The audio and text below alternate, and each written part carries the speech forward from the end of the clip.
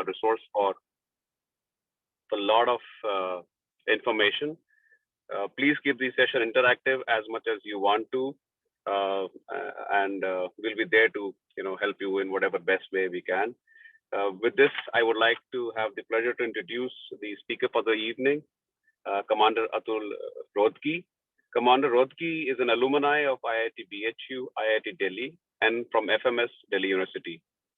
He has worked for the Indian Navy as the head of HVAC design, a group in Directorate of Naval Design, and head of engineering at Norske Kaiser, and as senior project manager for Johnson Controls, controlling 110 crore HVAC project design for HVAC systems for indigenous aircraft carrier Vikrant, which we all know is likely to be commissioned this year, and INS Kolkata, or 6 vessels for them, which is the largest indigenously built destroyer, is like also to his credit. Presently, Commander Rodki is engaged in freelance work and training. And I think it is an understatement because it is not freelance. It is his will and it is his passion with which he devotes his time on sharing his knowledge and his expertise with each other. And I think it's a very, very a big gratitude to you for that, sir. Commander Rodki has conducted numerous workshops on HVAC training for the officers of Indian Navy, Mazgaon Docks, L&T Shipbuilding, Chennai, and he's a regular faculty with IIE Delhi.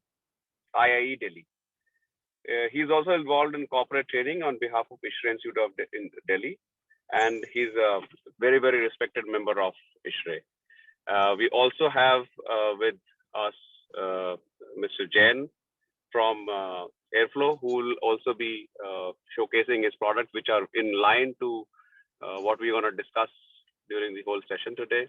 With that, I will not keep myself between you and the speaker. Mr. Jain, would you like to present your presentation before Mr. Rodki or after his presentation? How would you like to do it? I can do it today. I mean, itself right now. So, Shyam Singh, how have you placed it? Yes, sir. So can we, before we begin our official session, can we have Mr. Jain's presentation put? Before that, let us introduce Mr. Jain. Yeah, sir. So would you do the honors, Mr. Seth? I would also like to introduce Mr. Seth, who is our head for IIE Delhi. And it is, I think, his perseverance and his committed dedication that we are able to bring out such beautiful programs for you. Mr. Seth, would you please do the honors? Yeah. Good afternoon, everybody. This is first series of this financial year of IRF in Delhi, and I must let you know that we will be conducting various training program in a joint venture in coming months and weeks. And we will definitely share our knowledge to all of you about various HVAC, electrical or related topics. IRF is the education wing of ISHRAE, DCI ISHRAE, and we always give training and diploma course to our students.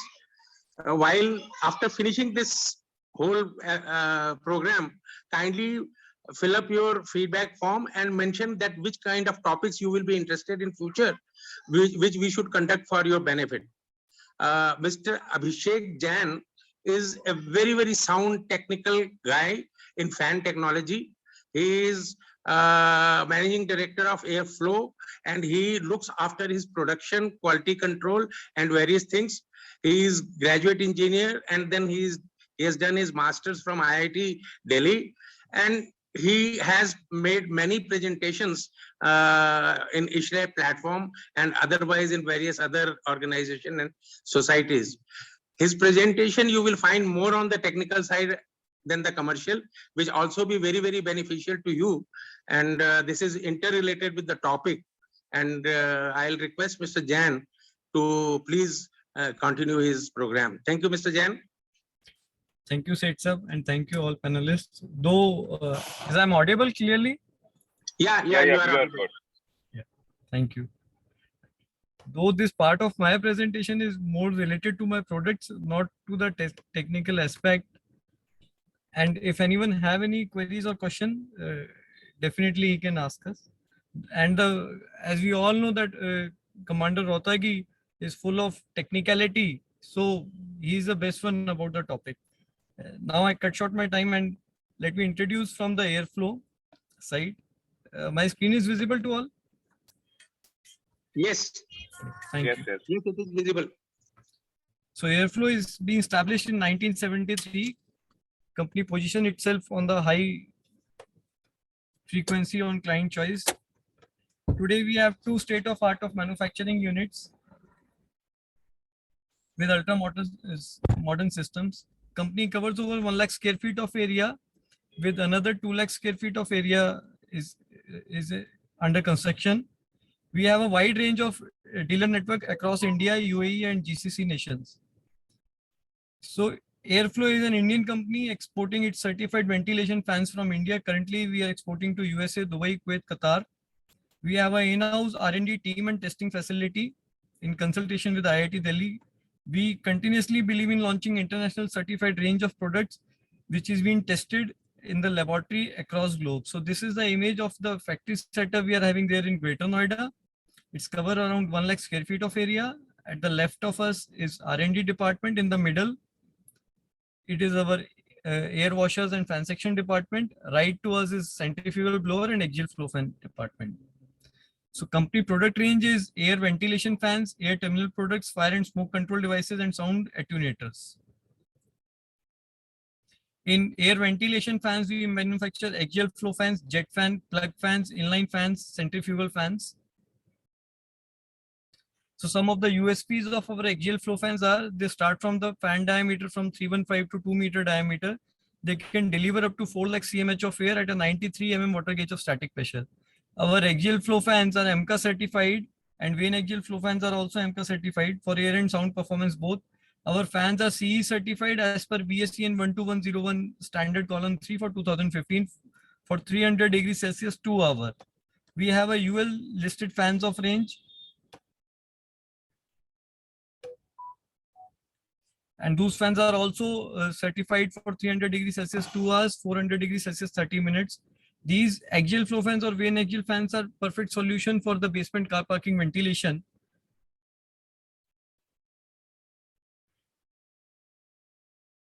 So as I told you earlier, we have a AMCA certified range of products, UL listed fans, CE and E and CE certified fans. We can customize fans for as per our client requirement. So these are jet vent fans for use in ductless car parking ventilation. And these fans are also fire rated for 250 degrees Celsius, 120 minutes, 300 degrees Celsius, 120 minutes. And we have a mixed flow inline fans also that is used for small ventilation purposes like 800 CFM, 1000 CFM. And these kind of a bigger inline fans are used up to 3400 CMH. In air distribution products, we have a constant volume regulator, air tunnel products, volume control devices. So this is constant volume regulator, which allow only constant amount of air to pass through it, either in exhaust or in supply. These air terminal products are linear grill, curved grills, floor grills, diffusers, slot diffusers. This is linear grill with spot diffuser, toilet exhaust wall, intake and exhaust air louvers. These volume control dampers are used to control the volume for the balancing of the whole ducted system. This is flexible canvas connection, which is used to isolate the vibration which is transmitting through ducts or through fans. This is fire and smoke dampers certified by CBRI Roorkee for UL 555 standard. And this is sound attenuator. This is being tested at the ASTM E477 standard. We have our in-house research and development, and we are committed engineers to deliver the quality products. This is one of the testing we have done for our fan. And this is in-house testing setup that we measure we do the type testing of the fans. This is sound testing chamber, which is under construction. And this is fire testing chamber under which we test our fans for various elevated temperature tests. Our prominent installation is like Statue of Unity, IKEA, Hyderabad, Nagpur Metro, National War Memorial, Godrej area, Vizag Airport, Allahabad High Court, Lucknow High Court. We supplied material to DMRC, MLCP Noida, Formula One Greater Noida, and Jaipur Metro, Green Arch, Banaras Museum, Tech Boulevard, Embassy Cherry Hills. Our dealer network is across India, and we have a dealer distributor there in UAE.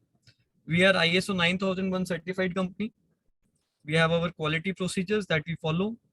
This is C certificate for our axial flow fans. This is UL listed UL certificate for our axial flow fans and ventilator for smoke and control systems. This is AMCA certificate for our fans for air and sound performance. This is for small diameter fans. We have like jet fans. This is TUV certificate for elevated temperature. This is award and recognition we achieved from the society. Another award from SME Chamber of India for SME Excellence Award in Manufacturing. This is Asian African Leadership Award. This is our new upcoming plant there in Kosi. It is latest equipment and it has 2 lakh square feet of area. Thank you very much. Thank you, Seth sir, and thank you all panelists. Thank you, Abhishek. And we are really enlightened how vertical growth your company has taken, and we wish you good luck. And now I will request Mr. Atul Rodgi, Commander Atul Rodgi, to start the presentation. Thank you. Thank you. Sir. Good evening, everyone, and welcome. Am I audible? Yes, sir. Yeah, okay. So we can start. Thanks a lot to Ashish ji for such nice words, and Seth sir for inviting me to be here part of this program.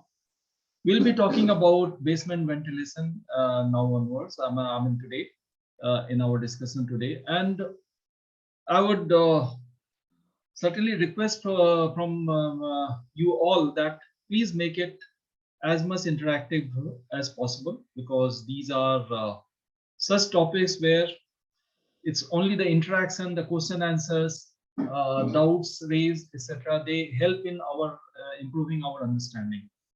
Is my screen visible to you all? Yes, sir. Yeah, okay. So we will start with it. Today we will be talking about basement ventilation, and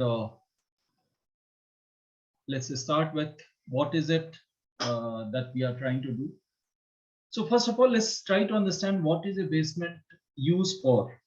In a typical building, what are the requirements? Why do we need to ventilate it?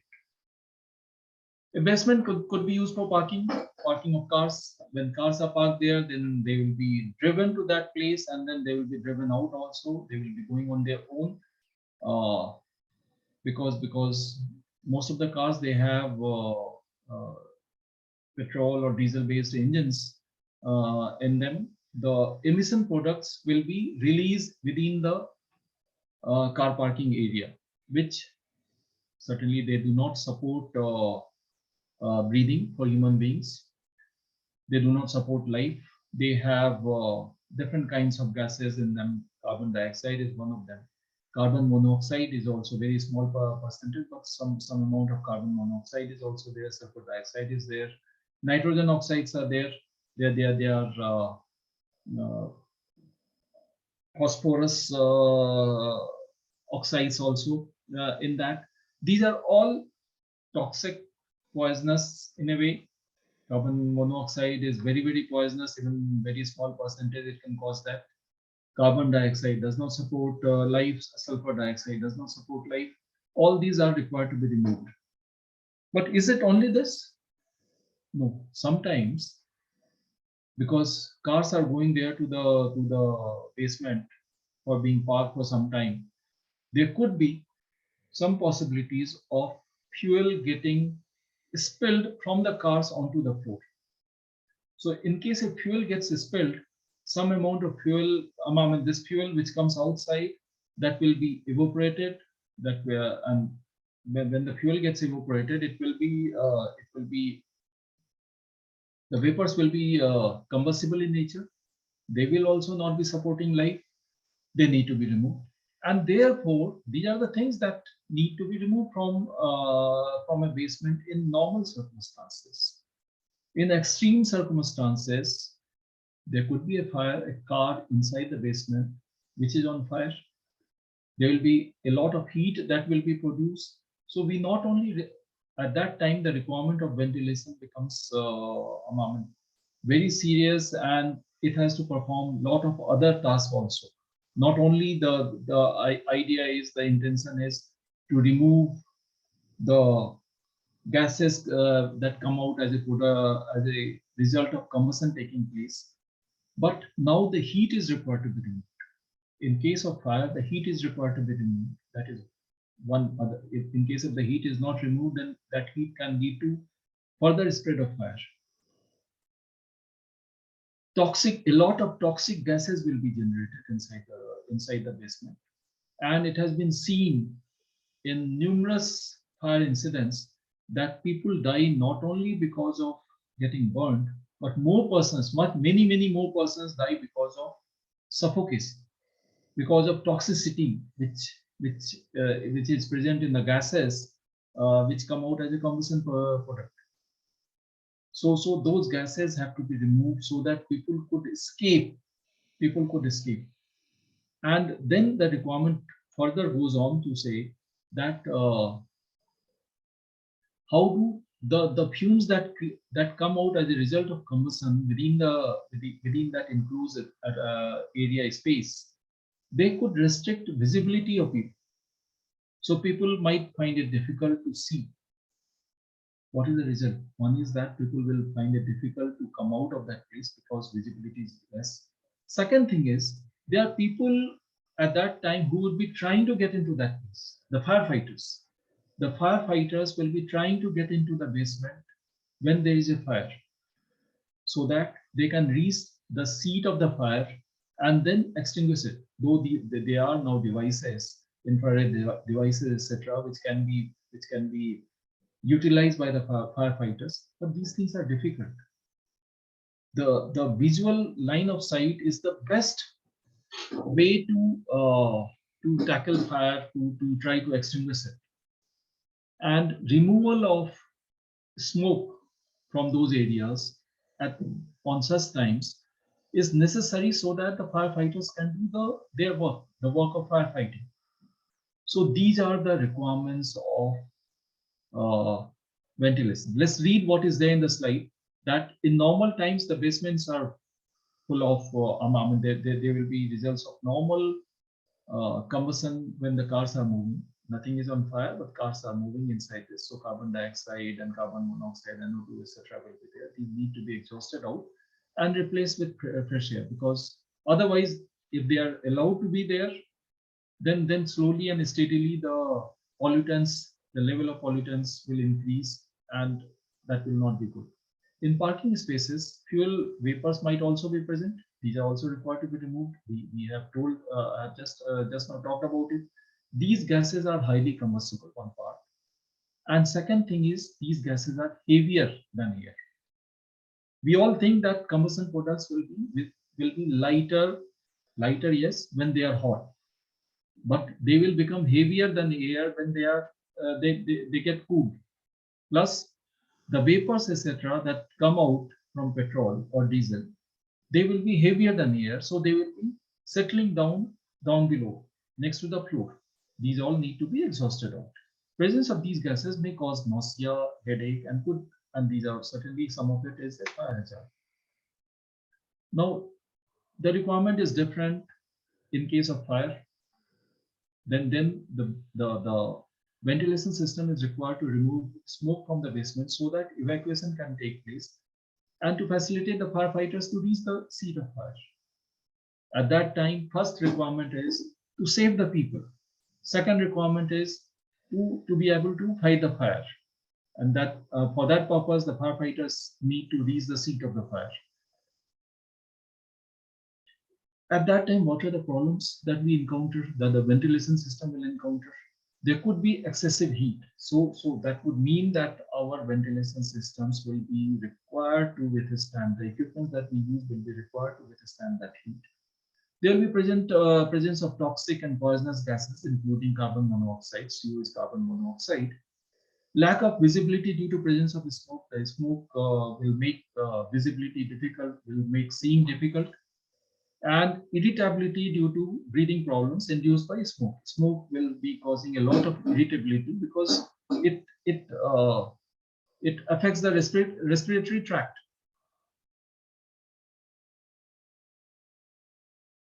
What is it that we need to do? The fuel vapors that are heavier than air stick to the spaces near the floor. This must be exhausted out from there using suction points located close to the floor. We are talking about the traditional ventilation system.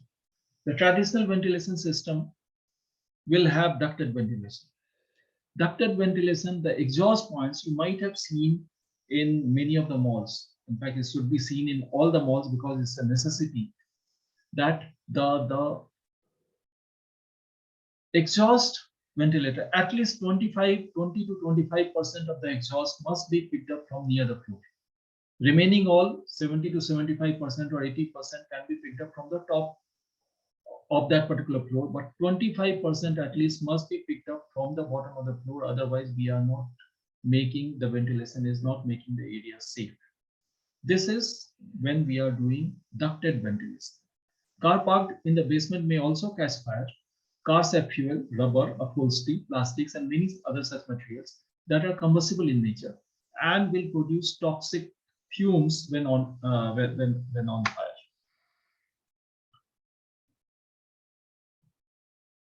Ventilation removes the toxic and explosive gases from such confined spaces before it can form an explosive mixture. See, everything that is explosive does not mean that it will explode. Everything that is combustible does not mean that it will explode. Before it reaches the combustion point, the temperature has to rise up. The concentration of those things will also need to rise up to a certain level so that it can catch fire. So ventilation can also remove the products of combustion so that space becomes safe for evacuation and for the firefighting operations to proceed. The purpose of ventilation is not firefighting. Here we need to understand that ventilation does not extinguish the fire. It is just to improve the situation, environment. The first idea is that it should allow people to escape. Second thing is that it should allow the firefighters to reach the seat of the fire. So these are the two requirements, two objectives of ventilation. Ventilation on its own is not a firefighting appliance, and ventilation does not extinguish the fire. This we need to understand at all times. In fact, I will explain it to you further also, subsequently also. Ventilation in a way enhances the fire. It causes the fire to spread. Are you with me? The ventilation causes the fire to spread. We have to do ventilation because in case of fire, the first requirement is to safeguard people, to take people out, to allow people to escape, to make certain escape routes, safe escape routes, so through that people can come out. Second thing is that the ventilation should allow a certain area, once again a route, so that the firefighters can move in that place. Because firefighters also, when they are going to the place to fight fire, they will need to reach the seat of the fire comfortably. Otherwise, firefighting in itself is a very stressful exercise, very stressful exercise. Physically, mentally, of course, but at the same time, it is physically also very stressful. And in case if they find it difficult to reach the seat of fire or to commute inside the building which is already under fire, then their job will become more difficult. It will take more time to extinguish the fire, and escape of people might be difficult. Now here we are seeing certain photographs in this particular slide. Some of these photographs down below, they are on top. First of all, it is how the air is likely to move when we are having jet ventilation. We will talk about jet ventilation, etc., in detail in subsequent slides. But right now we are showing you some photographs of possibilities. This is a jet ventilation fan. It's an axial fan, and it's called induction. It is used for induction ventilation. And this is a centrifugal fan.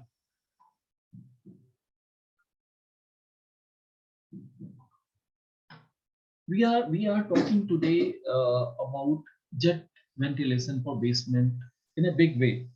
In fact, we will talk about traditional ventilation strategies also, but traditional ventilation strategies that involve laying of a number of ducts, a lot of ductwork had to be created within the basement from the fans to going to different places, and from those all the different places to the fans and to out. So that was the requirement of ventilation ducts. But these days, a number of in a number of places, jet ventilation for ventilation of basement is picking up. That is, it is becoming more and more popular, and there are a number of reasons. We will come to know about the reasons, but first thing is that jet ventilation does not need so much of ductwork. In fact, it does not need the ductwork other than the shaft spaces.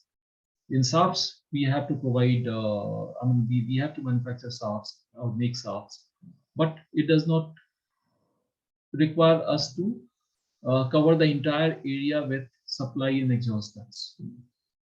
The air comes out of the fan, and it does kind of action which is akin to sweeping or purging the entire space, purging the entire enclosed space from one end to the other. The jet ventilation fans, they help in doing that. To control build of fumes or spill fuel, day-to-day air quality is maintained and ensure no pockets of stagnant air.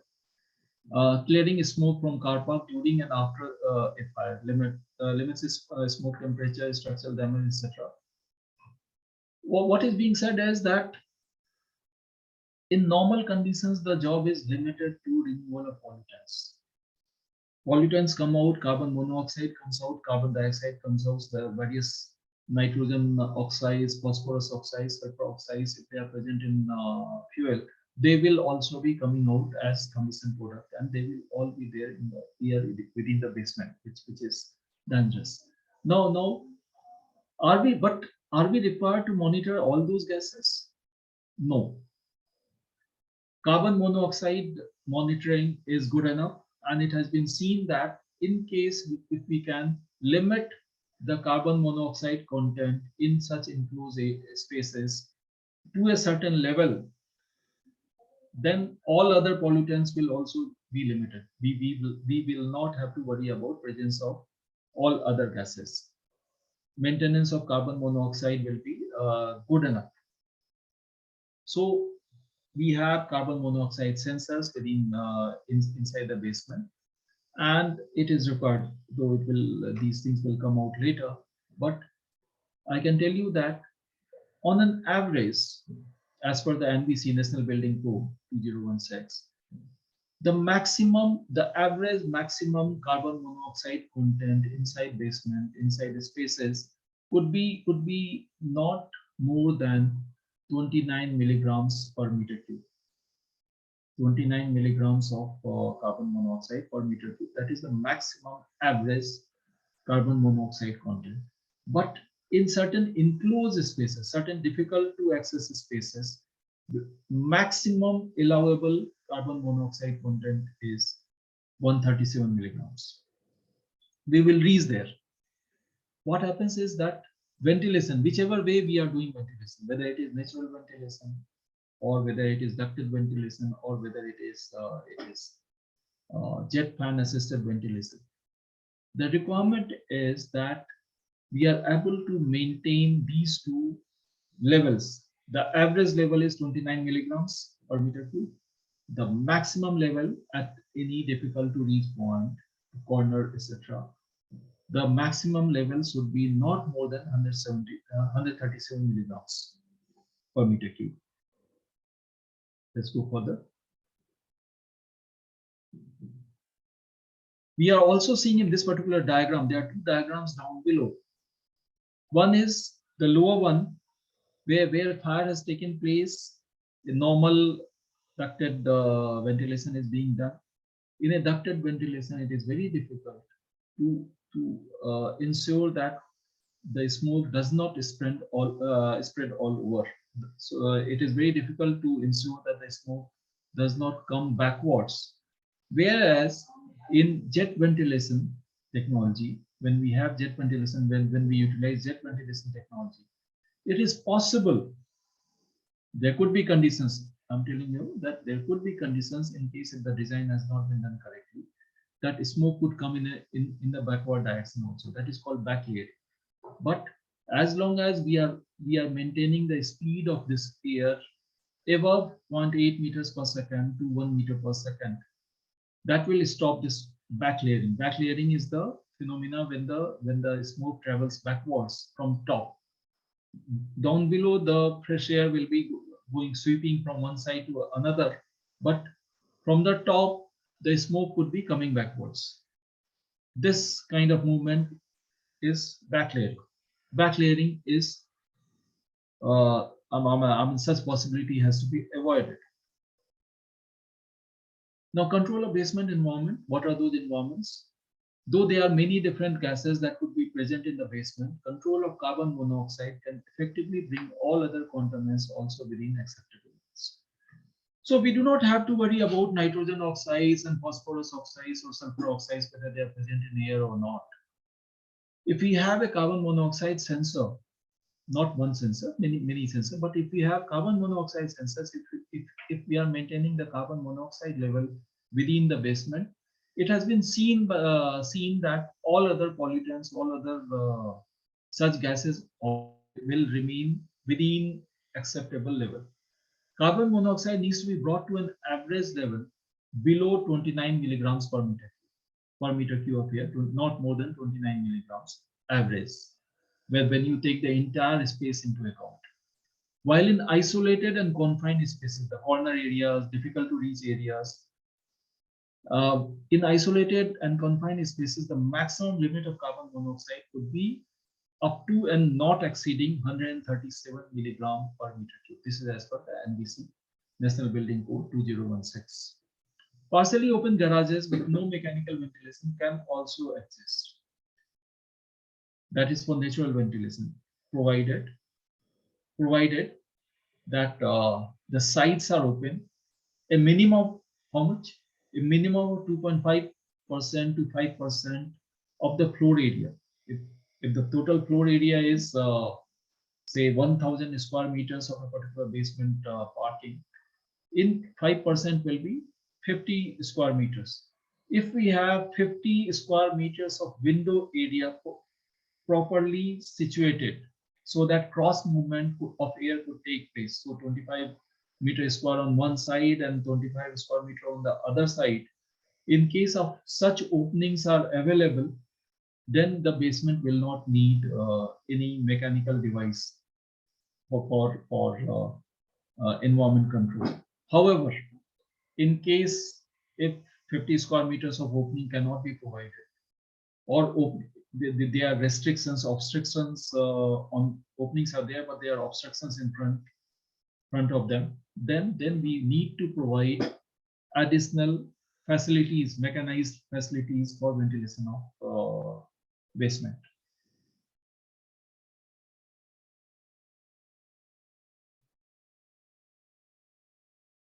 When we design the basement ventilation, we have to think about scenarios. For what condition we are designing, for what all conditions, for which all conditions, and how the equipment will work in different conditions. So the two conditions that we design for is, one is normal condition, when there is no fire, when cars are coming in and going out, but then there is no fire. The other condition is that when there is a fire. When there is no fire, the condition is normal, then it is called a normal condition. And when there is fire, there will be a lot of heat, there will be a lot of smoke. The fans will have to run at a higher speed. We need to take care that all these fans, all the ventilation equipments, basement ventilation equipments, control systems, etc., they are connected to emergency power supply. Because we know that in case of fire, the first thing that is done, the firefighters will do, is switch off the power. But complete switching off the fire will mean that even the ventilation, the fire ventilation equipment will also get switched off. And in such condition, the ventilation, basement ventilation equipments will not be available. Because we are designing for fire conditions also, the equipment, the ventilation equipment, basement ventilation equipment must be connected to the emergency power supply. Coming to different ventilation strategies that is there. Natural ventilation, we have talked about natural ventilation. In fact, a bit of everything I have talked. Natural ventilation, ducted ventilation, jet ventilation. These are the three strategies that are available for to us, for the designer, to select which one to have. As I said in the some time back, that when we select natural ventilation, then if 2.5 to 5% of the area is available and properly sited, properly located areas, areas that where there is no obstruction to air movement from one end to the other. If such spaces are available, 5%, 2.5 to 5%, then we do not need to provide. We do not need to think about any mechanized means of ventilation.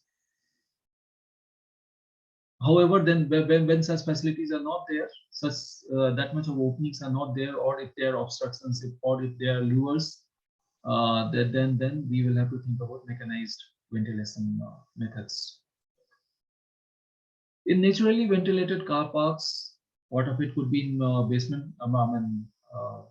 Just the basement level 1, basement level 2, we could say. So basement 1, it could have some amount of openings. So in case if they are above ground level and there are a lot of windows, like the one that we are seeing in this particular building, such things are there in Nehru Place. Such car parks are there in near railway station and near airport. So these kind of car parks will not need any mechanized means of ventilation. However, these need to be above the ground floor or just in basement 1.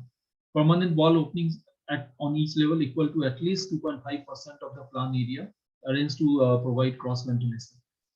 This part is also important. On every level, 2.5% of the plan area has to be available. Opening has to be available. Mechanical extract 3 times air change is provided for day-to-day uses to remove exhaust fumes, etc. Note, 5% and 2.5% are aggregate equivalent areas. Airflow performance equal to square S orifice of the required area. Basically, primarily what it means is, in normal buildings which do not have any intricate corners, for openings obstructed by louvers, screens, etc., aerodynamic coefficient of obstruction is needed to be calculated, and equivalent area has to be calculated. How much equivalent area is available after the louvers? Possible in open-sided car parks above ground level should have 5% of the plan area open to the sides, arranged in such a way that so as to facilitate cross ventilation. So that is the when we are doing normal ventilation. Now talking about ducted ventilation. What are the requirements of ducted ventilation? There are 2 conditions. 6 supply. There is a term which has been used, ACPH. I hope this is understood by everyone. Air change per hour. Air change per hour means so many times the volume of that particular space the air will be supplied per hour. So how will we calculate the volume? Length into breadth into height of that particular place, or the area, floor area multiplied by the height, that will be the volume of that particular space. In normal conditions, 6 supply, 6 exhaust has to be provided. And I would say that 6 supply, 6 exhaust is not necessary there. 6 exhaust has to be there. Supply can be, in case we can keep the sides open. Supply could be thought about, particularly in basement 1. supply could come through the access routes also. That is coming in and going out. Two routes are there. Through those two routes also, the fresh air supply could be coming inside. So 6 air changes per hour, 6 times the volume, that much of air has to be provided. The fans have to be of that capacity, that 6 times the air change per hour, that much of the air is being exhausted out. Supply can be provided depending on that, but exhaust should be at least that much. In fire conditions, the ventilation rate is normally increased to 12 times the volume, that is 12 ACTH, 12 times the air change per hour. So whatever is the volume, 12 times that much of air has to be provided per hour to that particular space. That is the requirement. Now, these are certain images of ducted ventilation in basement. We can see that whenever we have to have ducted ventilation, a lot of ducts have to be fabricated, they have to be installed. Fabrication of ductwork is time consuming, it is costly, it has got weight, it adds to the weight, and then these ducts they come in the way of other systems. Like in basement, what all other systems could be there? There could be power cables going from one side to another. There will be fire main lines going from one side to another. There will be different sensors lines that will be going from one side to another. So these things, they could be coming in the way of the duct, or the duct could be coming in their way. So it becomes difficult. It increases the complexity of laying the ducts, complexity in laying the pipes or all the systems. So it takes time, it has got a cost, and the velocity of air through these ducts is also quite a lot, normally in excess of 10 meters per second. In excess of 10 meters, sometimes it can go up to 17-18 meters per second also, the speed of air within the ducts. At those speeds, it causes a lot of pressure losses. So the fans have to be of sufficient capacity so that that much of pressure losses could be taken care of. After all, it is the fan that will create that much of pressure that will make the air move from one end to the other. So and these fans have to run continuously. The 6 air change exhaust fans will need to run continuously. So the fans will continuously will be consuming power. So that is a cost. That is a running cost. The first cost is the cost of these ducts, and the time that one loses in making these ducts, making and installing these ducts. You can see that there are some ducts here also, and what I would like you to notice is that this is an exhaust duct, and exhaust duct, the branches are going to the floor of the car park, and from there the gases, the toxic gases, the fuel vapors, etc., small, before it becomes in excessive percentage, in excessive concentration, it can be sucked in, and through these ductwork, it can be exhausted out. So that's a requirement in ducted ventilation.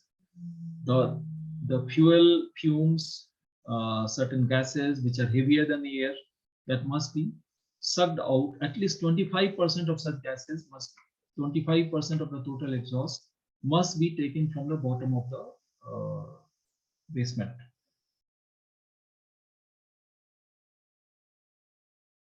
Ducted ventilation is a traditional system of basement ventilation.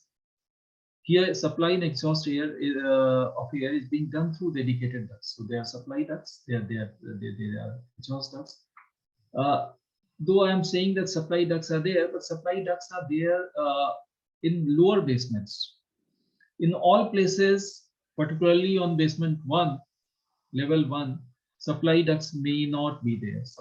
Because supply could be taken through the, and in case if the entire basement is not too long, if the access is not too difficult, if we can provide places from where air could enter into the basement, then supply ducts may not be required. But in basement 2 onwards, basement 2 and 3 and 4, when we start going deeper, the supply ducts will also be necessary. The ducts occupy precious space. After all, what is the basement for? Basement is for parking of cars. Parking of cars. These cars will have a certain height. If a particular space is occupied by the duct, then that space is not available for cars to move around. So below that, cars cannot move. Below that, cars cannot be kept. So that space is lost, and you can't make the basement floor to floor very high, because then you are losing space. Then a lot of construction material gets wasted. Because a lot of space will have to be will remain utilized, but the utilization efficiency will be very small. The utilized space volume is utilization efficiency will be small. So the ducts occupy precious space. They take time in manufacturing, and then there is a cost involved. Further, they need fans to be running all the time. Ducts also, please remember that ducts also will, if there is a duct in a particular space, there cannot be any pipe in that space. There cannot be any cable in that particular space. Any electrical cable cannot be there in that space. No other equipment can be there in that space. And also that space cannot be utilized by any cars also, any vehicle also. So you lose space, and you also need to think about whether fouling is taking place or not, whether clashes between pipes and ducts that is taking place or not. So that check, 3D drawing check, will have to be done to remove clashes, and you lose time in that. The space occupied by ducts cannot be utilized for any other purpose. It is difficult, and also it is difficult to remove areas of high pollutant concentration from difficult to access areas when we have ducted batteries, because there are supply lines, there are exhaust lines. The air movement between the supply and exhaust, we try to make it as perfect as possible, as good as possible. We will also be doing CFD analysis, computational fluid dynamics analysis, for ensuring that the movement of air is as good as possible. And yet there could be difficult to access areas just behind the pillar, just in the corners, where air movement is not taking place, sufficient air movement is not taking place, and localized pollutant concentration level could be higher than what is specified. So it is difficult when we have ducted ventilation. Now we will talk about jet fan assisted ventilation. That what are the different equipments that are used. See, the first fan that we are using here, this is an axial fan. This is so long because part of it, they are attenuators also, sound attenuators, that is silencers are also fitted here. So, and this is an axial fan. Axial fans are also called impulse axial fans or impulse ventilation fans. The centrifugal fans, they have less height. They have less height, and these are called induction centrifugal jet fan or induction jet fans. We will talk about how they are utilized and how obviously, as compared to an axial fan, the centrifugal fans will cost more. Where do we use centrifugal fans? Where do we use axial fans? We will talk about it in our next slides. These are axial fans. Why we have put these axial fans also together with it? The axial fans, they remove a lot of air. I mean, for the same diameter, the amount of air, air volume handled by axial fans is enormous. The pressure losses, I mean, of course, they do not create a lot of pressure, but the shafts that are there inside basements for supply of air and also for exhaust of air, they will have big diameters and they will not cause a lot of pressure losses. Axial fans are used for supply and exhaust of air for running the shafts. And these fans, these are jet fans, axial jet fans and centrifugal jet fans. They are utilized for sweeping the air, purging the air within the basement. These fans are also used along with motorized fan dampers and motorized wall damper, and then there are sensors, and these sensors will also be associated with control PLC based control panels. Jet fans help in doing sweeping action for the entire air. When they move air, they do something kind of a sweeping action. You must be aware that the pressure losses are directly proportional to square of the speed of air. Pressure losses inside a duct for air movement are directly proportional to the square of the speed of air. Inside a duct, the speed of air for this purpose, ventilation duct for this purpose, will be close to anything between 10 meters per second to 20 meters per second, more, maybe more also sometimes. So the amount of pressure losses that is, and those pressure losses, the capability to withstand those pressure losses will come through the fan. The fans will be consuming a lot of power, a lot of electricity. But for movement of air at about 1 meters per second, when the entire basement is being considered as a duct, because the air is moving through the entire cross section of the basement, then it is just about 1 meter per second. The frictional forces will come down drastically. So air movement takes place at lower speeds, much lower speeds, about 1 meter per second, as against much higher velocity of air inside the ducts. Pollutants are effectively diluted throughout the space. The air is coming out from the fan, and it is doing a sweeping action of all the air that is coming afterwards, of the entire space that is coming afterwards, and then the entire thing is taken over, the entire effect is taken over after some distance by another fan, and then yet another fan, till the time you reach the end of the building. So sweeping action takes place. Fresh air is introduced and exhaust air is removed using natural or mechanical means. Natural means you might be having inside the basement there will be access routes, the routes through which cars come in and the cars go out. So these will be the nature. These could be used as either supply and exit routes for air, supply and exhaust routes for air also, or they could be used for supply routes, supply routes of air. The exhaust could take place through shafts. No ductwork is necessary. When we use jet fans, the ductwork is not necessary. So the entire cost of manufacturing of ducts, the entire time that was required for, first of all, 3D modeling of ducts, and the time for manufacturing of the duct and installation of the duct and commissioning of the test and etc.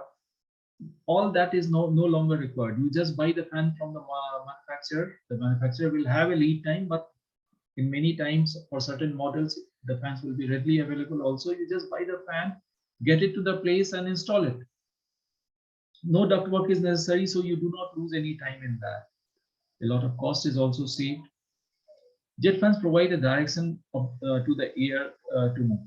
This helps in planning and creating escape routes and routes for the firefighting personnel. So jet fans, when they are used, then we can think about designing of escape routes and supply routes. In the beginning, I talked about what is the objective of ventilation. The objective of ventilation is not to fight the fire, because ventilation, in fact, it is counterproductive. When we are talking about just fire, it is counterproductive because when we are trying to ventilate, if had carbon dioxide level been increasing, then the fire will not be able to progress more. But in case if we start ventilation, then that means when the smoke is going out, that much of space will be filled with fresh air. So when there is fresh air, there is more of oxygen, so the fire could spread further. So ventilation on its own is not used for fighting the fire.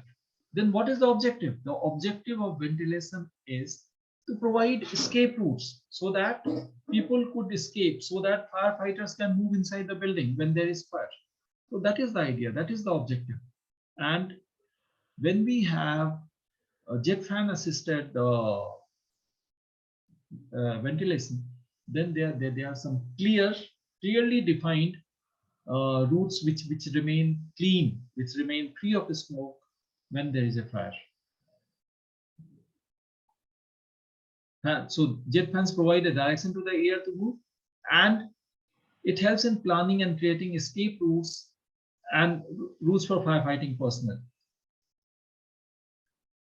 See, this is a diagram which shows the supply air shaft, and the exhaust air shaft on the other side. And then we have two levels of basement. We will talk about these in detail. See the supply. These are supply lines. There will be lowers. There will be lowers here.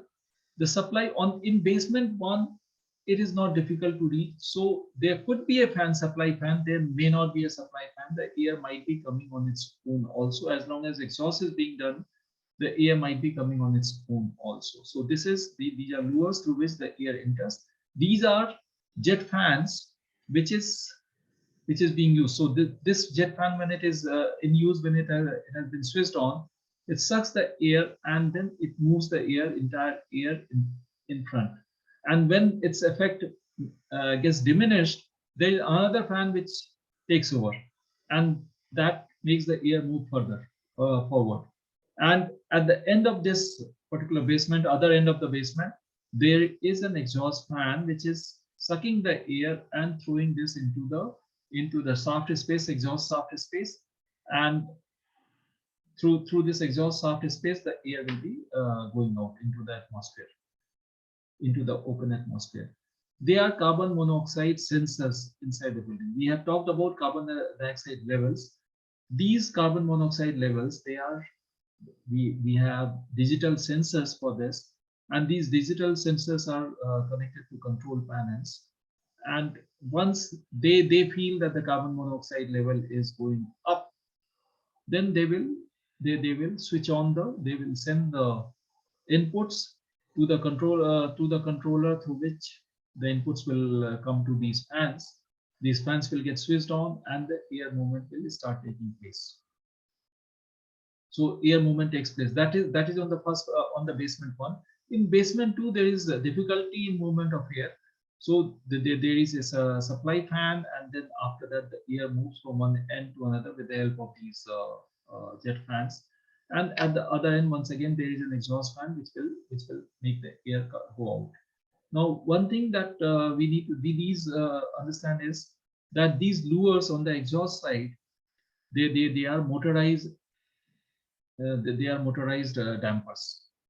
Here, they are motorized dampers, because we do not want, in case if this fan is not working for some time, at some time, then there is some pressure inside this shaft, because the other fans could be working, fans at other levels could be working. So there will be some pressure inside this. Because of that pressure, this air that was supposed to be exhausted out, that should not enter the other level of basement. So these have to be motorized. There has to be motorized dampers here, which will be closed when these fans are not working, so that the air from this exhaust shaft does not enter that particular level. It only goes out. We will like to maintain unidirectional flow of air. I have been talking about that there is a sweeping action that takes place. This particular diagram tells you that how the sweeping action takes place. The air comes out of this particular jet fan. It is going in this particular direction from right to left. And when it moves everything, I mean, in case if there is a fire here, before the fire, there will be no smoke, and the smoke will be moved progressively from this end to the other side, and then it will be, the space will be cleared by this kind of sweeping action. So on this side, on the right of the place where fire is taking place, the space is available for firefighters to move around, for the escape of people, survivors. They need to escape, so they can go out without any problem from these spaces, these areas. Once again, this is an example of purging action, the kind of purging action that takes place. There is a fresh air inlet here. There could be a supply fan here, and inside there are jet fans. How many jet fans, etc., that depends on certain tables. We will have to depend on manufacturers' recommendation for this, and then based on CFD analysis, based on the specifications that are given with the fan, the fan we will have to conduct a CFD analysis, computational fluid dynamic analysis, to ensure that the carbon monoxide level in none of the areas, in none of the corners here, anywhere, goes beyond a certain level. Okay, so the movement of smoke takes place from one end to the other. So the other side is always, the space on the other side is always available for firefighters to move, and for people, the survivors, to escape from.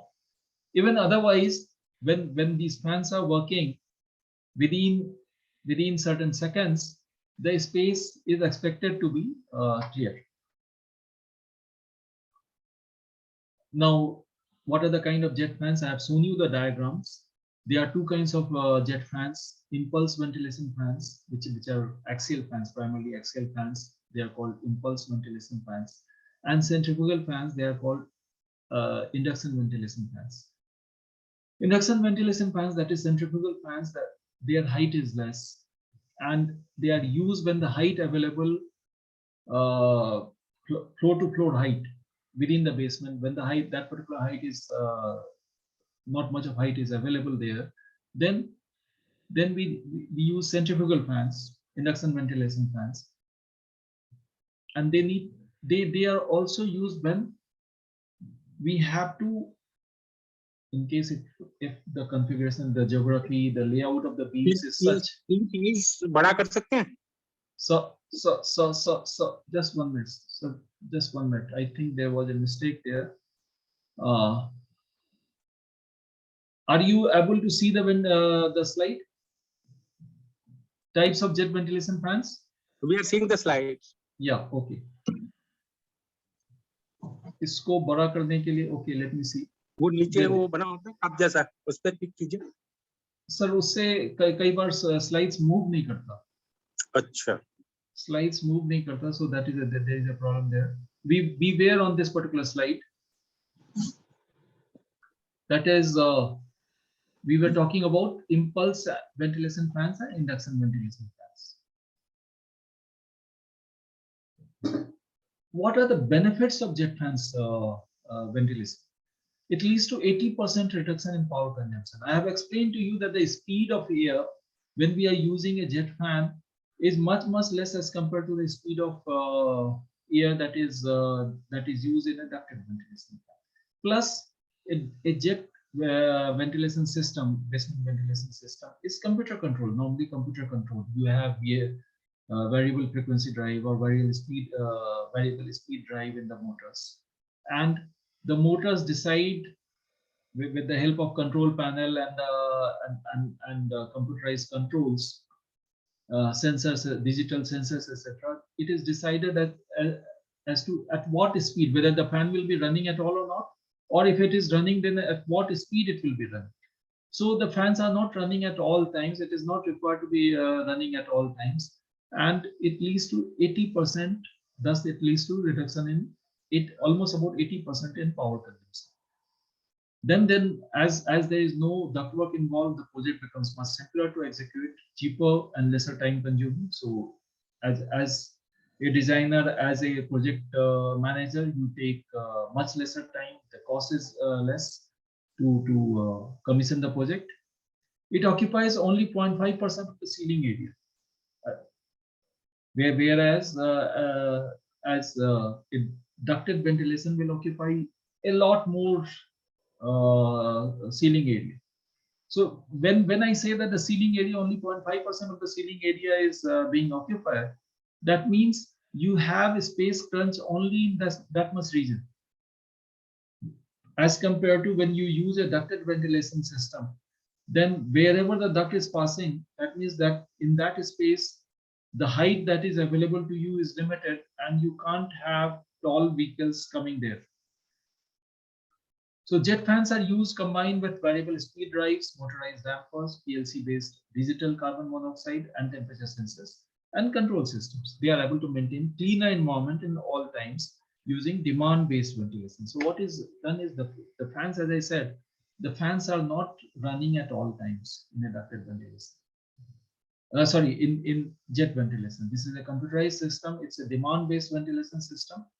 And only when the carbon monoxide level goes above 135 in certain corner areas, or above 29 milligram per meter cube in a specific area, in average area, the fans are switched on. Otherwise, the fans are not required to be running. Now let's understand that when we are talking about basement ventilation, it is also important for us to understand fire zones. Is the entire basement going to be treated as one particular space, or are there limitations on that? I mean, will we try to restrict, in case if there is a fire, will we try to restrict the fire in certain smaller areas? We have to understand fire zones. Fire zones are such spaces whenever, in fact, a large building is divided into numerous fire zones. A very simple example is that in a mall, in a big building, office building, etc., you would have seen the staircases, which is stairwell, pressurized stairwell, that is in a different fire zone. What is the idea? Where special doors are there. Normal doors are not put. Special doors with special kind of A60, A30, different kind of doors are fitted there, and they are normally closed. They are normally kept closed. You will have to press it to open. When you go out or when you come in using that particular door, on its own the door will get closed also. So these are special kind of doors, and these are put on fire boundaries. Fire boundaries means they are fire zones. Well, different fire zones are kept in different fire boundaries. Different fire zones are kept in different fire boundaries, so that in case of fire in one particular space, the fire should not get spread over. Fire should not be allowed to spread over to other areas. In a basement, how will it be done? In a basement, this can be done by using jet ventilation fans. This can also, jet ventilation fans, they can make virtual separators. Virtual separators, that is, such separators are not seen. And of course, there could be protective screens also, which could be released from the top. Protective screens also, physical screens also, made up of non-combustible material that could drop down, which will cause physical separation, which will provide a physical separation between the two spaces, two fire zones inside the basement. The two sides of the basement could also be, the fire zone could also be made with the help of sprinklers. Now we have to think about, we are talking about fire affected area, utilization of these equipments in fire affected regions. So we will have to understand that certain terms which are like sprinklers. What is a sprinkler? A sprinkler is something, a device that sprinkles water for the purpose of firefighting. So these are sensor-based devices. Whenever the temperature goes above a particular value, the sprinkler nozzles, where there is more, it explodes in the way that it starts sprinkling water. So it starts sprinkling water. The fire zones could also be made with the help of sprinklers. It is required to make, in case if the basement area is large, and on every floor, not more than 2,000 square meters can be in one particular basement area. That is, these are requirements. Please note it down. Please understand it. That on every floor, not more than 2,000 square meters could be in one fire zone. Just understand this. If there is 1,000 square meter on basement 1 and 1,000 square meter on basement 2, will there be 2 fire zones or 1 fire zone? There will be 2 fire zones, because I said that every floor, on one floor, not more than 2,000 square meters. But in case if they are on different floors, then they will be in different fire zones. Okay. One floor, not more than 2,000 square meters of area could be in one fire zone. And also, the fire zones have to be defined. Fire zones have to be made in such a way, thought of such a way that the maximum distance that a survivor will need to move, or a firefighter will need to move to reach the seat of fire, is not more than 60 meters. These are 2 requirements, that on every floor, the entire space, if it is more than 2,000 square meters. So in case if there is 3,000 square meters, then that means that there will have to be 2 fire zones inside that basement. The 2 fire zones will have different power supplies, different fans. And it will be desired that the fire, in case of, if there is a fire in one particular zone, the fire does not spread to the next zone. So the space affected by the fire is restricted. Jet fans help you in doing it, because they provide a virtual separator. There could be physical separators also, some kind of screens that fall down. Physical separators can also be created using sprinklers, water sprinklers. Then the other requirement is that the maximum distance that any survivor will need to move within that basement is not more than 60 meters. So that way the fire zone is defined. So now coming to the other requirements as per the National Building Code, which is specified in National Building Code. To address the pollutants, pollution due to emission of carbon monoxide, oxides of nitrogen, presence of oil, petrol fumes, and diesel smoke, etc., we need a car park ventilation, basement ventilation. These contaminants cause undesirable effects like nausea, headache, and fire hazards. Events through 4 contaminants, I mean, though we have listed all these kind of contaminants, but it is not required to monitor all of them. It has been seen that in case if you monitor carbon monoxide, that's good enough. So the capacity of system designed to tackle carbon monoxide will be adequate to keep the other 3 contaminants also within their respective permissible limits. So all we need to worry about is just carbon monoxide. And how much? Recommended ventilation rates of carbon monoxide level within 20 is that you keep within 29 milligram per meter cube. That is average, with peak levels not increasing, not exceeding 137 milligrams of per meter cube. For partially open garages, the garages that are open partially, the requirement is stated in terms of wall or slab to provide adequate ventilation. So ventilation could be taking place naturally also in those areas, provided those openings are clear. They have not been closed because of any, or there is no obstruction in between. And the requirement is 2.5 to 5% of the floor area, entire floor area. And that should be in such positions, such locations, so that air can move out automatically without any problem. It is necessary to ensure at planning stage itself that adequate headroom is available in car parks for installation of ventilation ducts, in case if we are doing the ventilation through ducts. Now, what are the different possibilities when we have ducted ventilation? We could have supply fans and we could have natural exhaust. We could have natural supply force exhaust. We could have fans both for supply and exhaust. Ventilation, the requirement will be that we are able to meet the desired levels of concentration, and that will be seen through, that will be established through, one is CFD analysis, and second thing is the same thing will also have to be proven with the help of fire tests, is fire and smoke tests.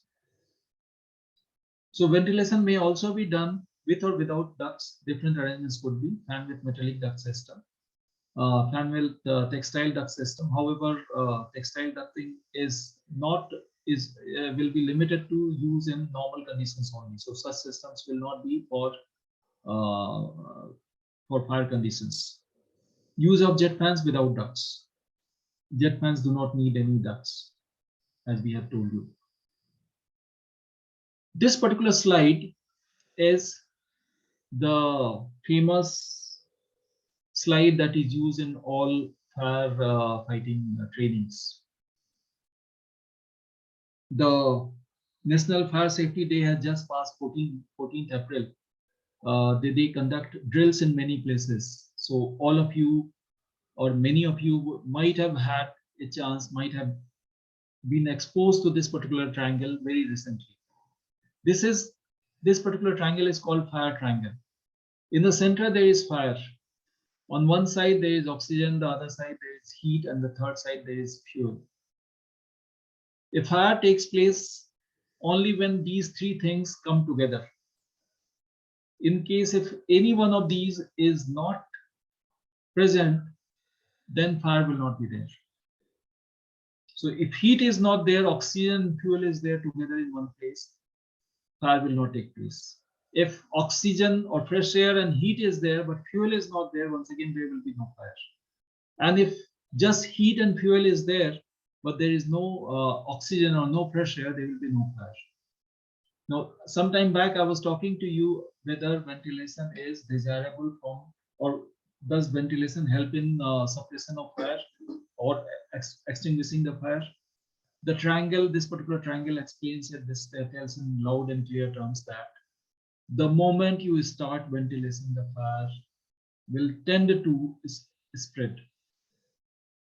The moment you start ventilation, the fire will tend to spread. Then the question is, why do we do ventilation in such a case? Why do we do ventilation in such a case?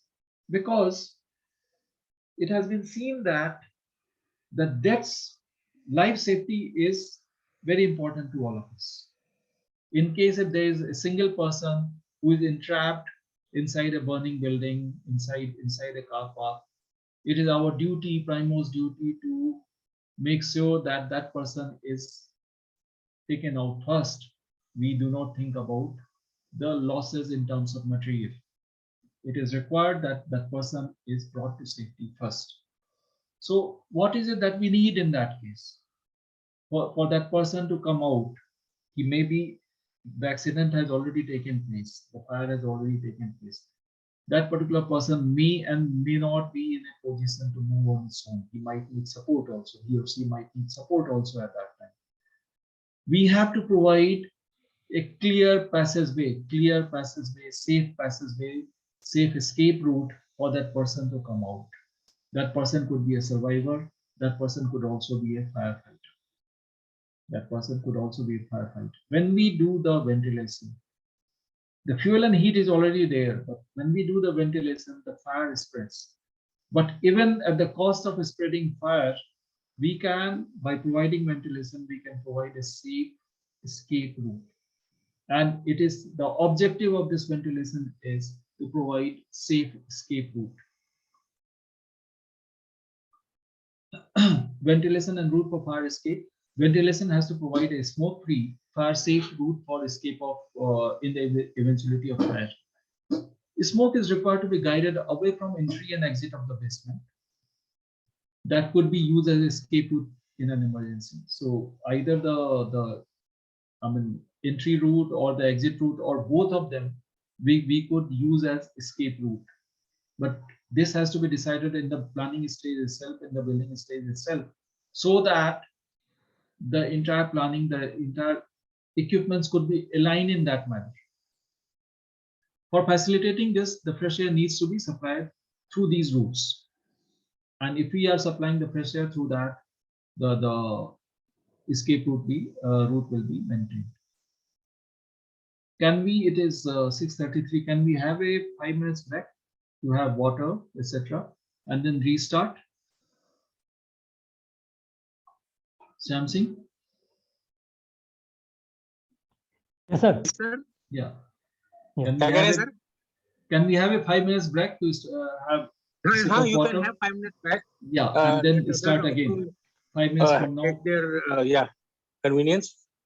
Yeah. Thank you. Okay. Okay. Thank you, sir.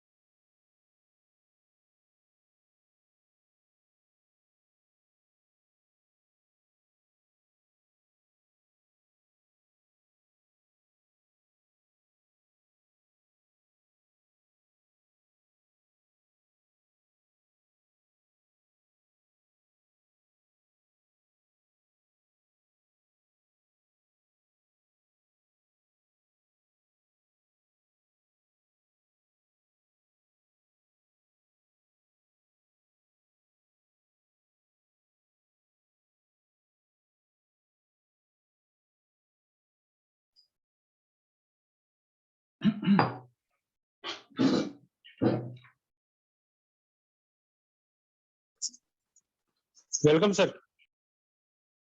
Thank you, sir. Yeah, speaking for some time, I get thirsty.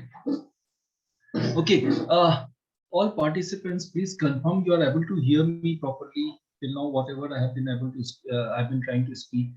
My Sir, language is understood. No, since it is webinar, so participants can directly can't interact. So question and answer session we have kept in the last, but they are Okay. hearing. If I am hearing, everybody is hearing. Yeah. Okay. Okay. Yeah. Yeah. If the systems are working fine, if you are hearing, then everyone else is also able to hear. Okay, right, sir. We will start once again.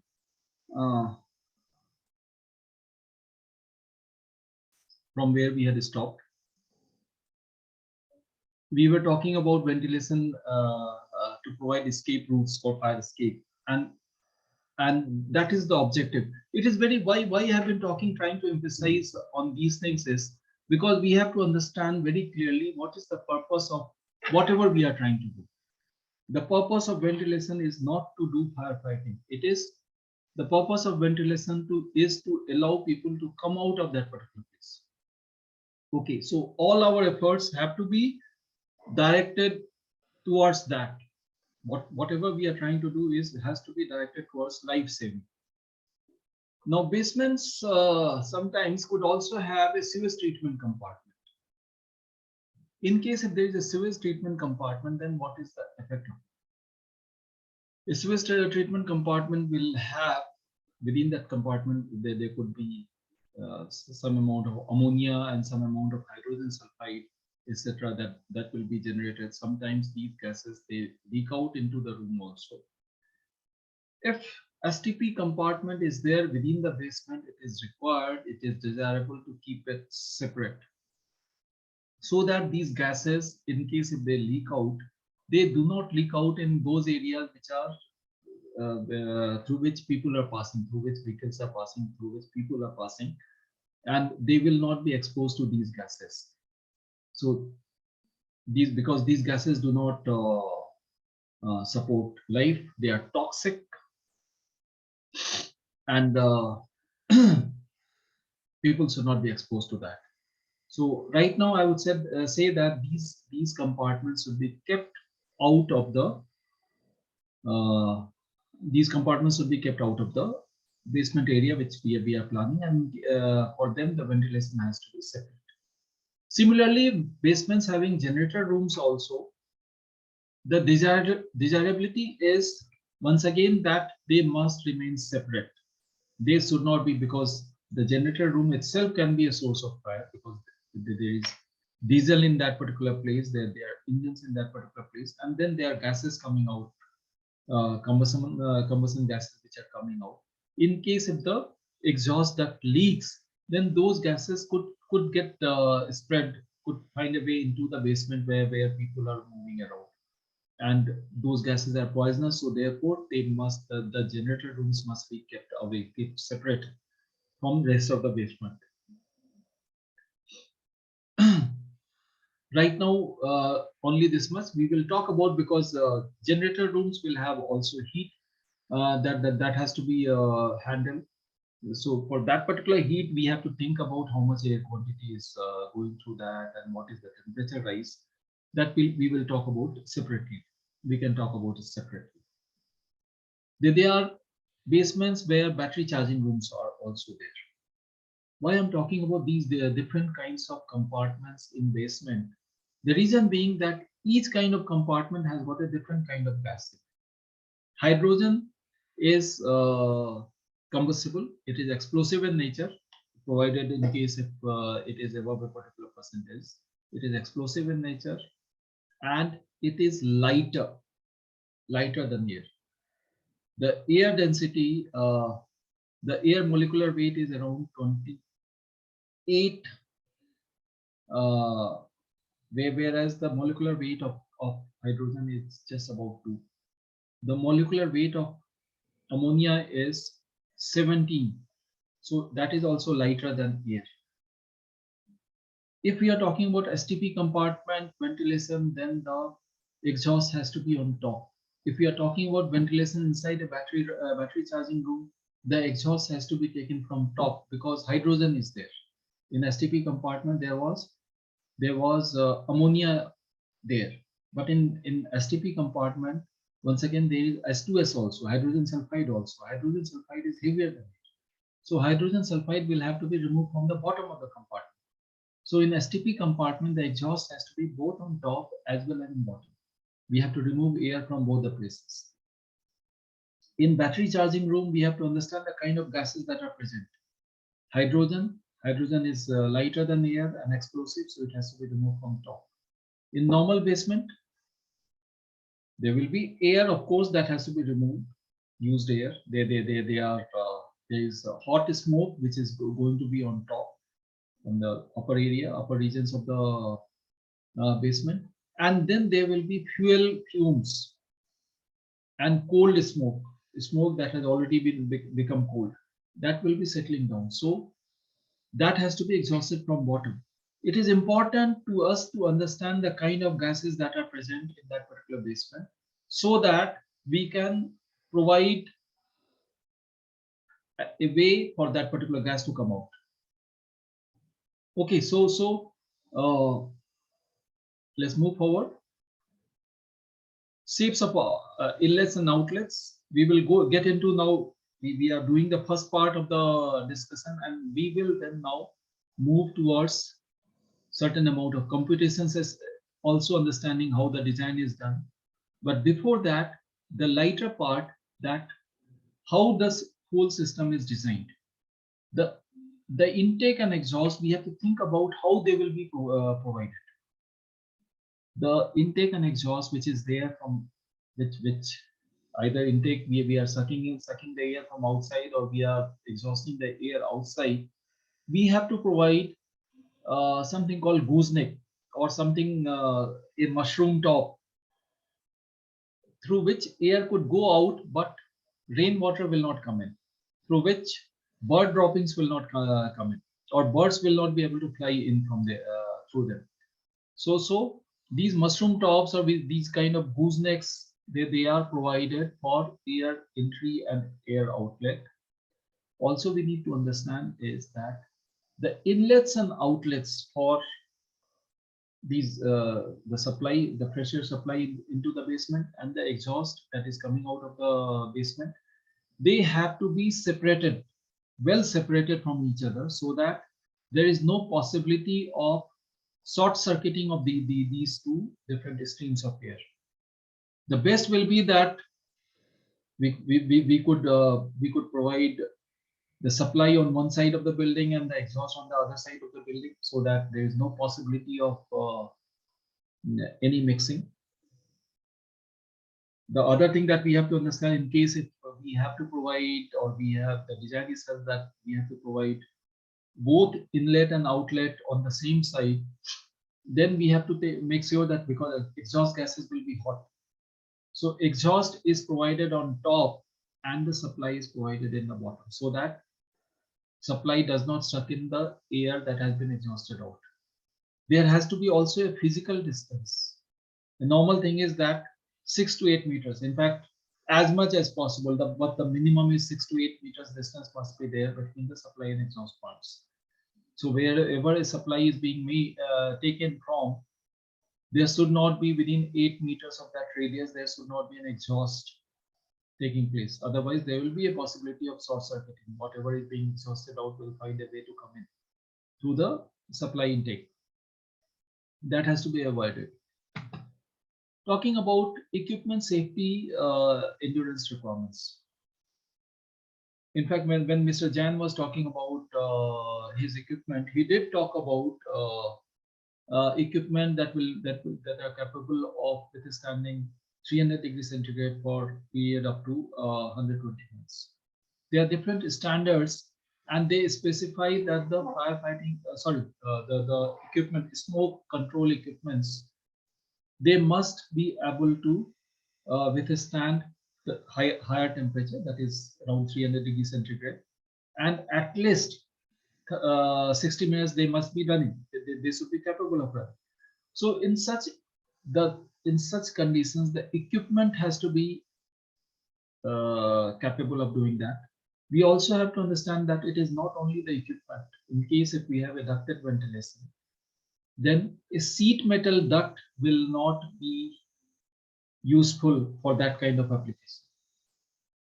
A sheet metal GI sheet duct, that's a simple sheet duct which has been made by by sheet metal techniques, using sheet metal joints, etc.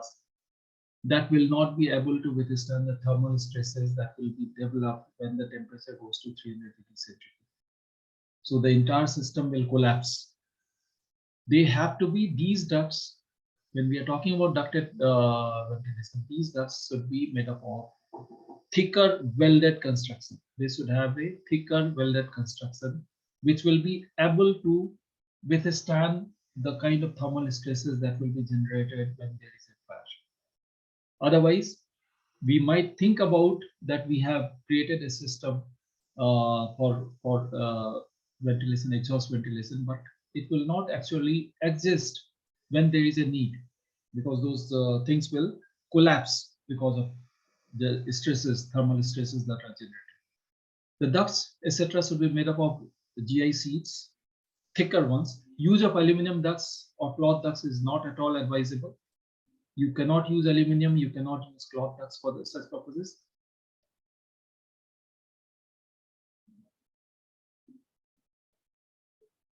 Defining car parks by their ventilation arrangements, open-sided car parks. Okay, so this we are going to use some diagrams, etc., for this. Defining car parks by their ventilated arrangements. Fully ventilated car park, fully enclosed basement car parks, natural ventilation where natural ventilation is not possible.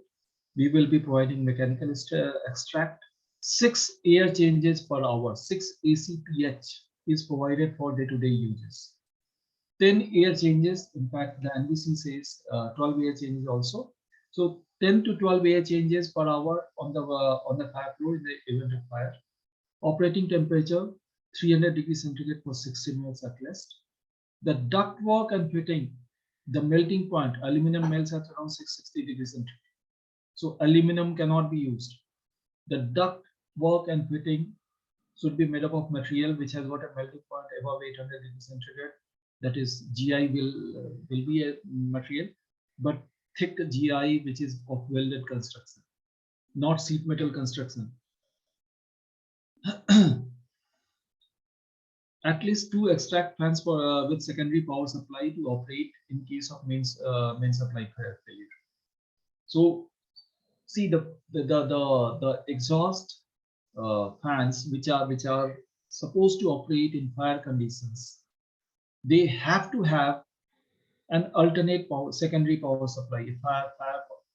Is power supply which is emergency power supply. The power supply that is given to the fire pumps, the same supply will come to these fans also.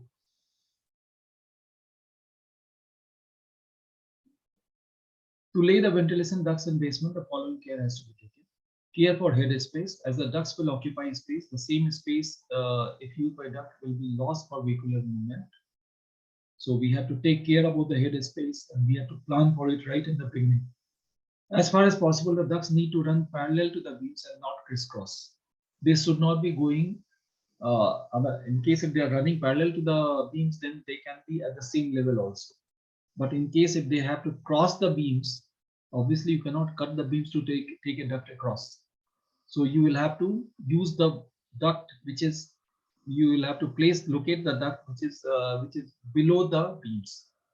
Below the beams, when we locate a particular duct, the space available will get very limited. The head space available will be very limited, and such utilization could lead to unavailability of those areas for certain kinds of vehicles. So this is undesirable. The discharge from supply ducts should be as far away from the suction point of the exhaust. This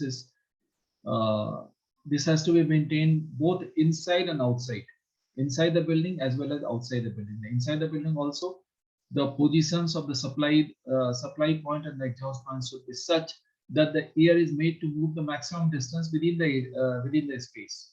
And outside, it should be once again, it has to be taken care that no short circuiting is taking place. The fan and duct system, ventilation can be achieved by fan and connected duct system. There may be supply fans and ducted and ducts as well as exhaust fans and ducts. Arrangement of supply and duct needs to be done in such a manner that no air remains entrapped anywhere. In ducted ventilation, though it is very difficult, and yet we have to try and ensure that the air does not remain entrapped anywhere. Careful planning of duct route is to be done in such a way that movement of vehicles is still possible after installation of ducts, because the height will get limited. That is what is being talked about once again. The ducts will occupy some space that could restrict the clear height available in the basement for vehicular movement. Position of intake and exhaust when we have ducted ventilation. At least 20% of the air must be exhausted from near the basement floor that could have the heavier explosive gases, fuel fumes, etc. That is what we are talking about. Care needs to be taken that there is no short circuiting taking place between supply and exhaust air, either inside or outside the building. Distance between intake and exhaust would be at least 5 meters or more. Further outside the building, intake should not be sited exactly above the exhaust. I told you that intake should be below the exhaust, because exhaust, it is expected that the exhaust will be hot gases, exhaust will be going up. If intake is sited above the exhaust, then there will be a possibility of sucking in whatever has been just exhausted out. So intake should be below the exhaust, and there should be a clear separation of sufficient distance between them. These are once again certain photographs of ducted ventilation within the basement.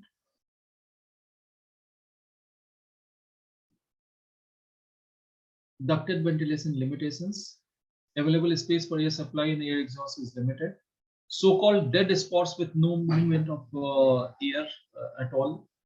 It is possible that there could be some dead spots.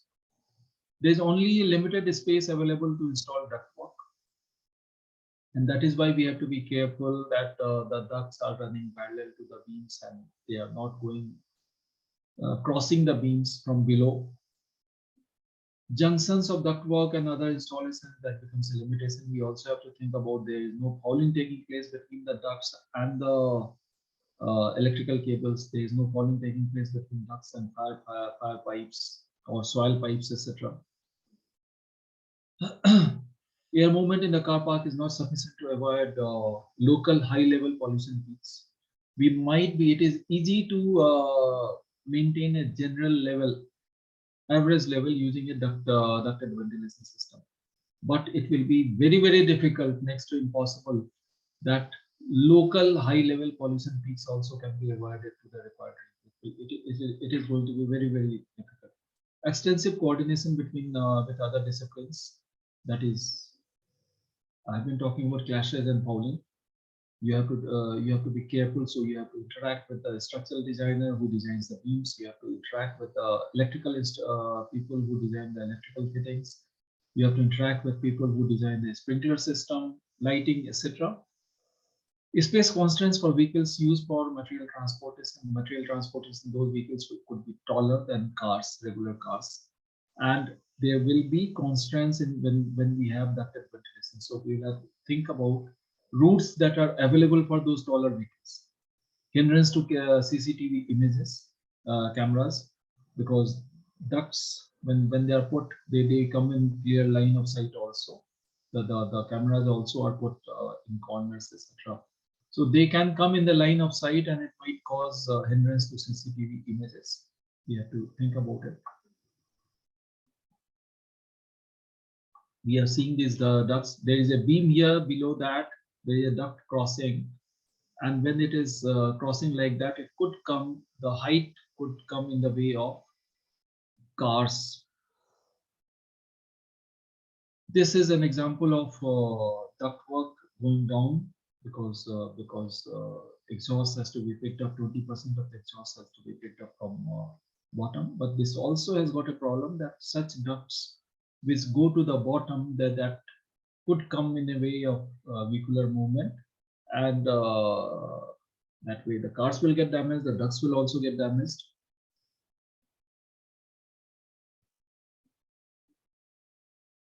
This is an example of certain pipes. Though in this case we can see a jet fan in front, so this is not going to come in way. But if we had a duct here, then this particular pipe would be coming in the way. So we would have to bring the duct further away from the beam, going parallel but further away from the beam. That way the space will get limited. Now talking about jet fans, the jet fans can be used in a way to sweep the inside air of the basement. Use of jet fans has the additional advantage of easy installation because there is no duct work to be made. Just buy the equipment and install it. at the convenient locations. Of course, after a CFD study. CFD study will be required, computational fluid dynamic study. As there are no ducts when using jet fans, duct maintenance is not required. Also, without the ducts, the space height remains free of movement of for taller vehicles. Taller vehicles are those vehicles, particularly which are in use for material shifting, etc.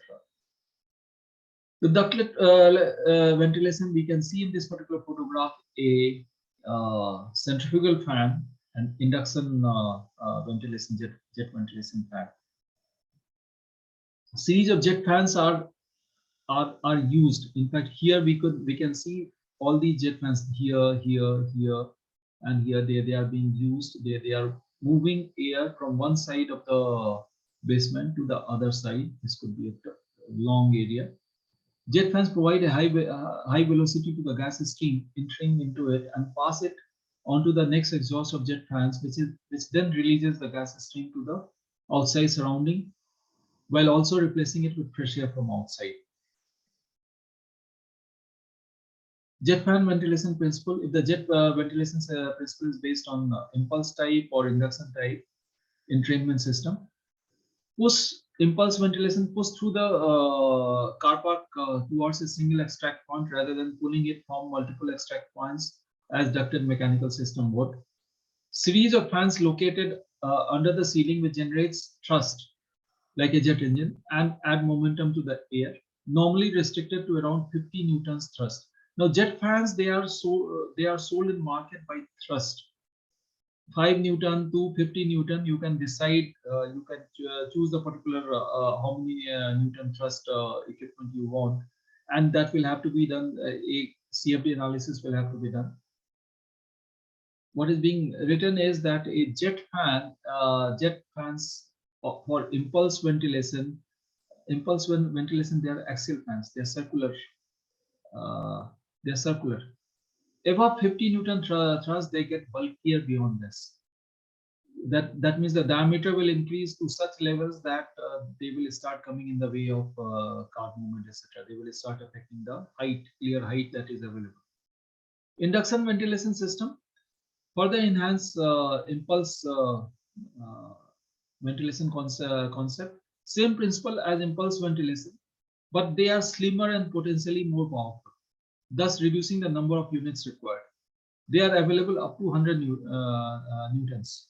Now remember that these are centrifugal fans. These will be costlier as compared to the axial fans, but the advantage with them is that their height will be less. We will show with diagrams. We will study with diagrams as to how they can help when we have to cross beams, etc. When the air has to cross the beams, etc. How induction ventilation system, that is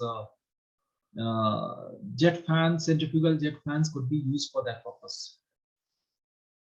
What we have just noticed is that above 50 Newton, the impulse ventilation or axial fans will not be available, but induction fans or centrifugal fans, they will be available up to 100 Newtons also. Jet fan ventilation principle. The jet ventilation principle based on induction or entrainment, it works on that. That is, when the air comes out, it is coming out at high velocity. When this air is moving through the remaining air, it entrains, it captures the other air and moves that air also along with it. That is the kind of induction effect or entrainment effect.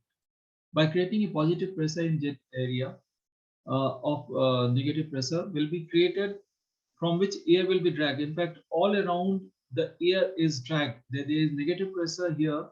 The air is dragged into this, and this is space or the quantity of air in this jet that keeps on increasing as the air goes forward. More and more air gets involved, and this is how the sweeping action takes place. With this principle, a larger quantity of air then which passes through the source of positive pressure can be moved. A very large quantity of air that can be moved with this using this principle.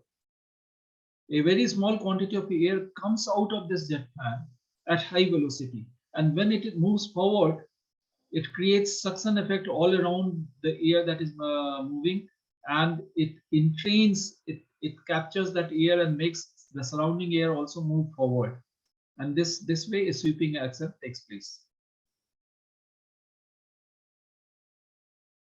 Discharge and suction, it takes. We will explain this with another diagram here subsequently.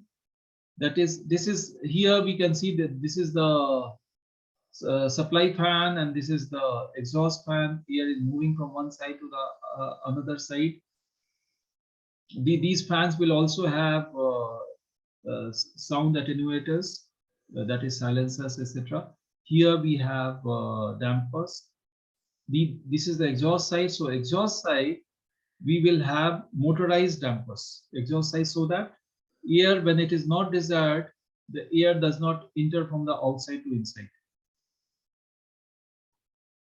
The routine ventilation requirement, normal day-to-day ventilation, sufficient ventilation must be guaranteed to ensure a clean and healthy environment. The day-to-day ventilation rate should be sufficient to keep the level of pollutants, that is carbon monoxide, to minimal. Recommended typical design approach for normal to-day ventilation is shaft with axial flow sized operate at maximum power, maximum required ventilation rate. A number of strategically positioned soffit mounted jet fans ensuring sufficient air distribution and movement throughout the car park area and dilution of pollutants in the car park. These are the axial flow fans which is there in the shafts. They are operating at the maximum required rate. But the fans which are there, the jet fans which are moving the air within the basement floors, they are for them they are intelligent controls. Advantage: space saving and flexible installation. Note that the spots are there. High local pollution levels are prevented using these kind of fans. So when you have jet fans, you do not have high local concentration levels. No large ventilation ductwork is needed. Smoke ventilation with jet fans. Two types of smoke ventilation. Smoke clearance system. Now this is there is something called clearance system and something called control system. When you have clearance system, you supply make 10 air changes per hour as per fire requirement, intended to provide ventilation to allow speedier clearance of smoke once the fire has been extinguished. These are not engineered solutions. The smoke extract rate is provided in standards, guidelines, or building regulations. For example, 10 air changes per hour for fire compartment. Smoke control systems are different. Smoke control systems will avoid back layering of smoke, and it will ensure this is kind of engineered solutions. This was based on just some guidelines, 10 air changes, that you provide that much and forget about it. In smoke control systems, you have to ensure that the back layering is not taking place. This will be dependent on CFD analysis also, provided specifically in order to assist firefighters to carry out firefighting operations. In car park, smoke control is horizontal rather than vertical due to low ceiling heights. These are always fire engineered solutions. The basis of design is to prevent the smoke from back layering against the ventilation airflow by maintaining a critical air velocity, usually around 1 meter per second. In fact, when the cross section is more, at times it is even 0.8 meters per second or so. That comes by calculations, that comes by CFD. But it is of the order of 1 meter per second. We will see the effect of this in some subsequent slides. We will see the effect of it, that how the control system is different from clearance system. Smoke control, how it is different from smoke clearance system. So smoke ventilation with jet fans, two examples of this ventilation. That is here what you are seeing is that the back layering is not taking place. The velocity of air movement is sufficient. That is, sufficient means 1 meter per second of that order. So it is at 1 meter per second, there will be no back layering. So if there is a fire here, then all the smoke will move in this direction. But had it been just a smoke exhaust system, 10-year changes or 12-year changes, then back layering could take place. In fact, in ducted ventilation, back layering does take place. The smoke moves in all possible directions wherever it finds a escape route. So smoke gets spread in all possible directions, and you do not have a clear escape route when you have a ducted ventilation.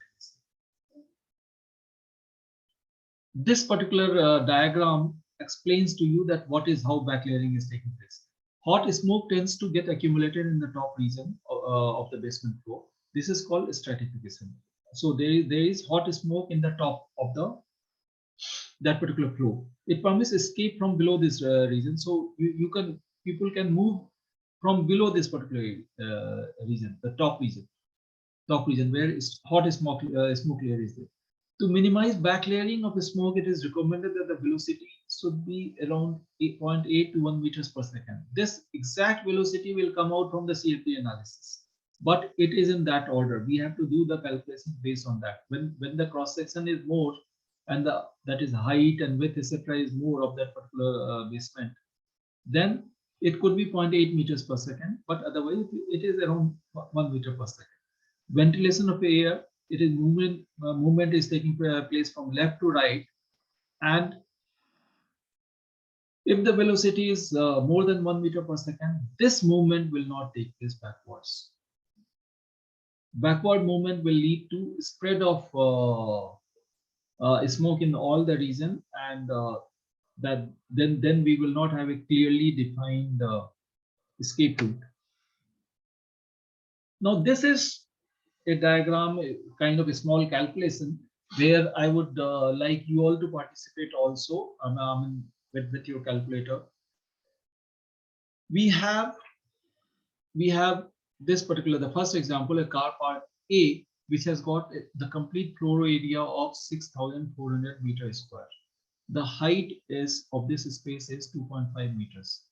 So when we have 6,400 meters square area and height is 2.5, the total volume will be 6,400 into 2.5. And in case if we want to maintain 10-year changes, if you want to make 10 air changes per hour, the fan capacity, how much will be the fan capacity? 6,000, the floor area multiplied by the volume, the height. This becomes the first two. This multiplication, the product of these two gives me the volume. When I multiply it with the 10 air changes requirement, this gives me the fan capacity. That 1,60,000 meter cube per hour. That is the fan capacity. So my fan, the total capacity of all the ventilation fans which are there, that must be 1,60,000 meter cube per hour. Okay, for air to move in this direction. But now thinking about smoke control. This was smoke clearance. I told you that with a calculation, I will show you a very simple calculation. We will show you as to what is the difference between smoke clearance and smoke control. So smoke clearance requirement, which is laid down in many books, etc., many specifications, and this just says 10 air changes per hour, and this is not an engineered solution. This is a general solution. This general solution gives me a requirement of fan capacity of 1,60,000 meter cube per hour. But now we think about this space. If the velocity required is 0.9 meters per second, then how much of air will be moving from left to right? How much of air will be required to move? So this space is 32 meters wide and 2.5 meters high. So what is the cross section? 32 meters into 2.5 meters. That is the cross section. And this cross section multiplied by how much is the air that needs to move at 0.9 meters per second. So cross section multiplied by the air velocity. So 32 meters into 2.5 meters, this is the cross section. And 0.9 meters per second is the velocity of air. So this multiplication tells me that 72 meter cube per second should be the fan capacity. Now 72 meter cube per second in terms of meter cube per hour, I will have to multiply. 1 hour has got 3600 seconds. So 72 into 3600, the result comes to 2,60,000 meter cube per hour. So that means that though for smoke clearance, the fan capacity requirement was 1,60,000 meter cube per hour. But from a smoke control point of view, the total fan requirement for this configuration, this geography, is 2,60,000 meter cube per hour. However, let's understand another scenario also. Had my space been just 6,400 meters square floor area, but had the configuration been different, let's say in this particular example, it is 64 meters. The length is 100 meters instead of 200 meters, which was here. The length has reduced, length has become half, and the width has become double. Here the width was 32 meters, here the width is 64 meters. Now what is the cross section? The cross section is 64 into 100, 64 into 2.5, the height. 64 into 2.5, that is the height, that is, so these two gives me the cross section. And in case if with this, we have only 0.8 meters as the critical velocity, that this is called critical velocity for avoiding back layering. So if 0.8 meters per second is the critical velocity to avoid back layering, then the total air quantity that is required to be moved is 128 meter cube per second.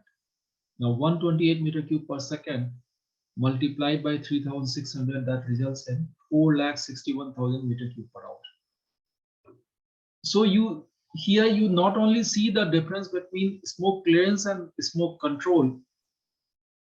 Smoke control is for removal of smoke. Smoke control is for ensuring that you have a clear escape route or clear passes for the firefighters. It is for that, and for that purpose, the engineered solution is different. First of all, the engineered solution for smoke control is different from smoke clearance. Second is that smoke control, the air quantity or fan capacity also depends on the configuration of that particular car park, basement car park. What is the width, what is the height, etc., and how the air has to move from one side to other side. In the same space, if we had to move air from not from left to right, but from bottom to top, then once again the air quantity would have been different. The air quantity, the fan capacity would have been different. Moving to the next slide. Now, conventional smoke exhaust system with ductwork. So when we have that, there is a fire here. As we move away from the fire, the temperature reduces. But on this side also, on both sides, the temperature is more. And in fact, when you move from the affected region on both sides, slowly the smoke concentration decreases as the smoke is being sucked out from the ducts. The smoke concentration decreases, but you can see that the smoke is there present on both sides. So there is no clearly defined escape route. But this one is with a smoke control system, the lower one, and it is with a jet fan. You can see that after the fire, the smoke is there. And of course, the smoke layer, the density gets reduced as you are moving away. But there is smoke on this side, but on the left of the place of accident, place of fire, there is no smoke. So you have a clear escape route available. You have a clear passage for the firefighters available. So this is the difference between smoke control and smoke clearance. And this is with these diagrams, we have also tried to explain to you that how jet fan performance is different as compared to the ducted ventilation fan performance.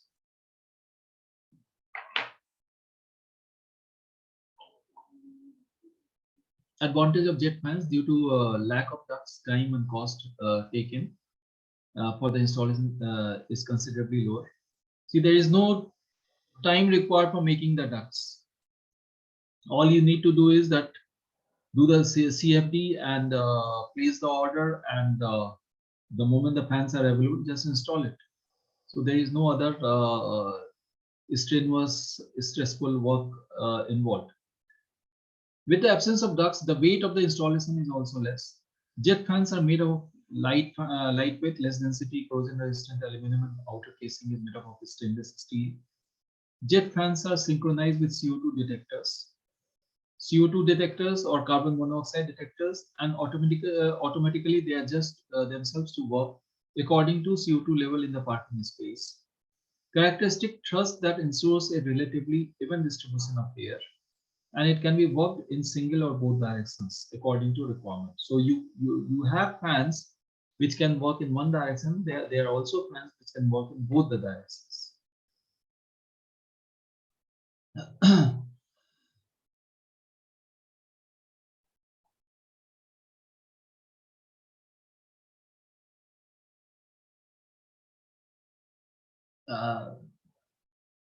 When you delay, normally it is done by once again by CFD analysis, etc. The fire, when it takes place, the smoke that comes out, smoke is hot. It goes to the top. It goes to the top, and when it goes to the top, there is space available in the bottom below that is smoke. So that can be used for people to run. So even if people are there on the other side, there is still some amount of space available for people to crawl or walk below or run below that particular layer. And it is at times it is considered that there should be a time lag between the sensing of fire, sensing of smoke, and starting of the fans. Because once the fans are started, then for some time there will be smoke on the other side of the fire. For some time there will be smoke and downstream of the fire, and then escape will become difficult. So you give a time lag. A time lag is set in the operation system itself, computerized control itself, that once the fire is sensed, presence of fire is sensed, there is a time lag. After that time lag, the fans are started. Fans are not started immediately thereafter. Now we have been talking about how these things work. We have to think about how do we determine how many fans will be required in a particular kind of basement, in a particular basement.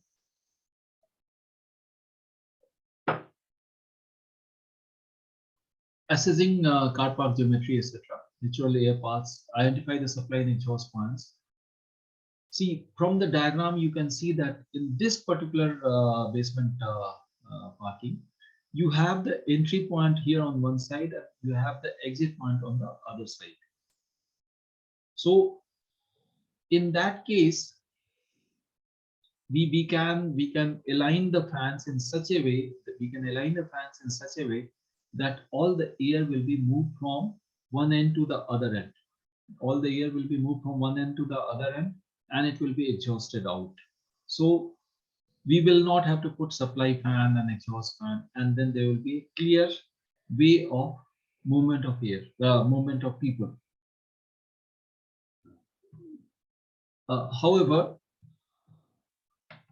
if we have a basement arrangement like this, where we have entry and entry point and exhaust, entry point and outlet, or entry point and exhaust in this way, where the entry of air is also taken from this side and exhaust of air is also taken from this side, then in the entire there is a possibility that the entire basement will not get ventilated.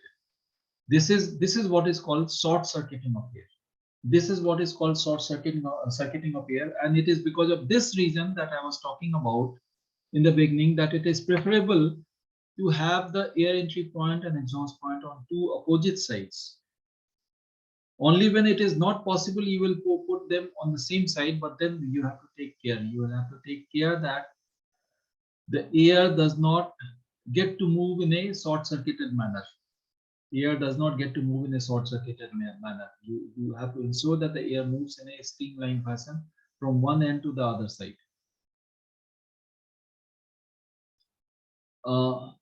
Circular mixing system, closely spaced supply and exhaust points, advisable to have good amount of separation in that case. Supply air points should include ramps to outside. So supply air points, when you include ramps to outside, these serve as escape routes also. Impulse ventilation system must complement natural air path from supply to exhaust. The natural supply path, the impulse ventilation system, when it is aligned with that, then the efficiency improves further. We have some more examples of this, that how basement ventilation is planned and done. In this particular configuration, the first configuration, you can see that the beams are moving from left to right.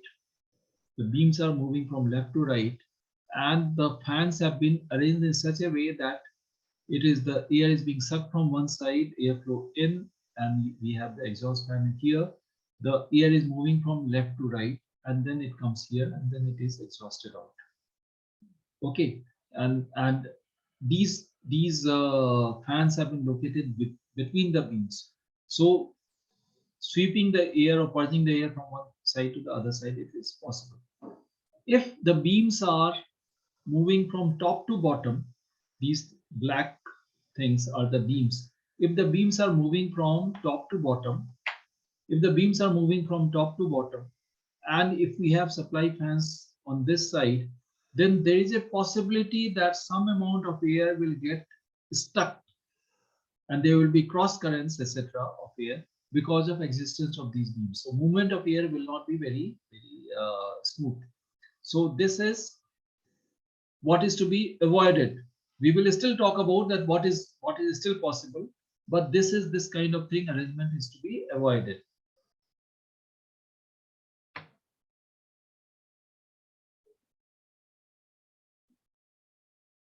If this is a beam and this is a beam, and if we can put our jet fan in this particular space, which is well within the beams, then we do not lose space.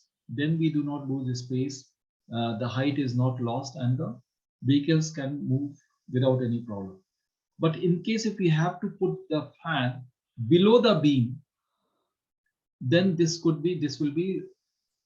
is restricting the height available. This is reducing the height that is available, clear height that is available for vehicles to move, and there could be collisions. Or in the other case, this space is not available for vehicles to use.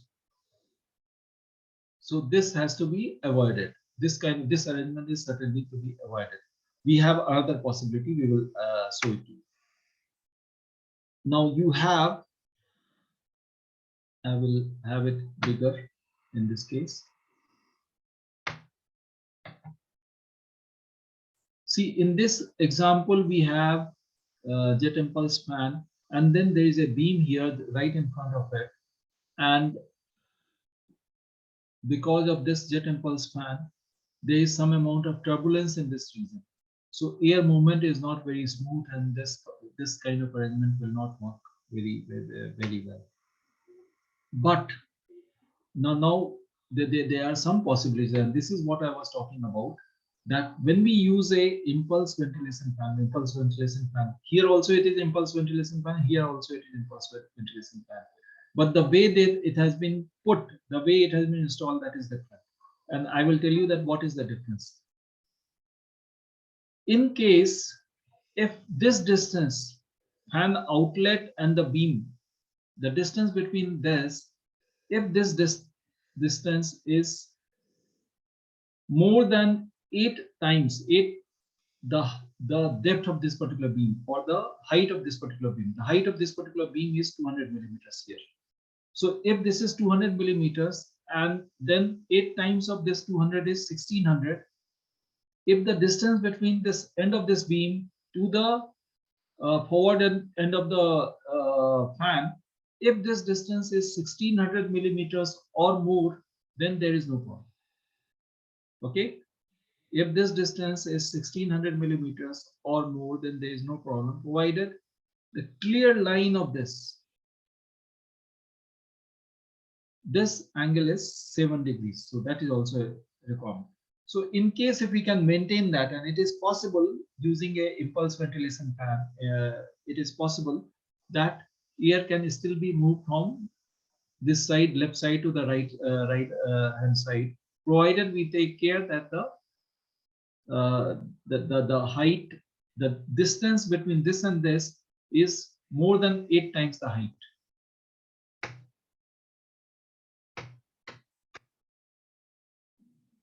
Now, falling with other services.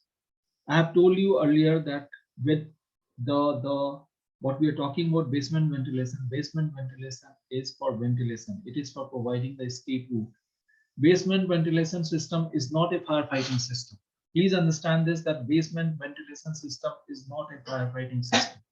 And basement ventilation system will not extinguish the fire. In no case it can be expected to extinguish the fire. The fire will be extinguished by the sprinkler system, the firefighting system, and the sprinkler system is the firefighting system. So the basement ventilation system, the fans, etc., should not in any way cause deterioration in the work of sprinklers. If there is a sprinkler just above this, then this position is certainly not desirable, because this will come in the way of efficient use or good use of the sprinkler system. This will not allow the sprinkler system to work. So this place will not be desirable. You have to move this particular thing,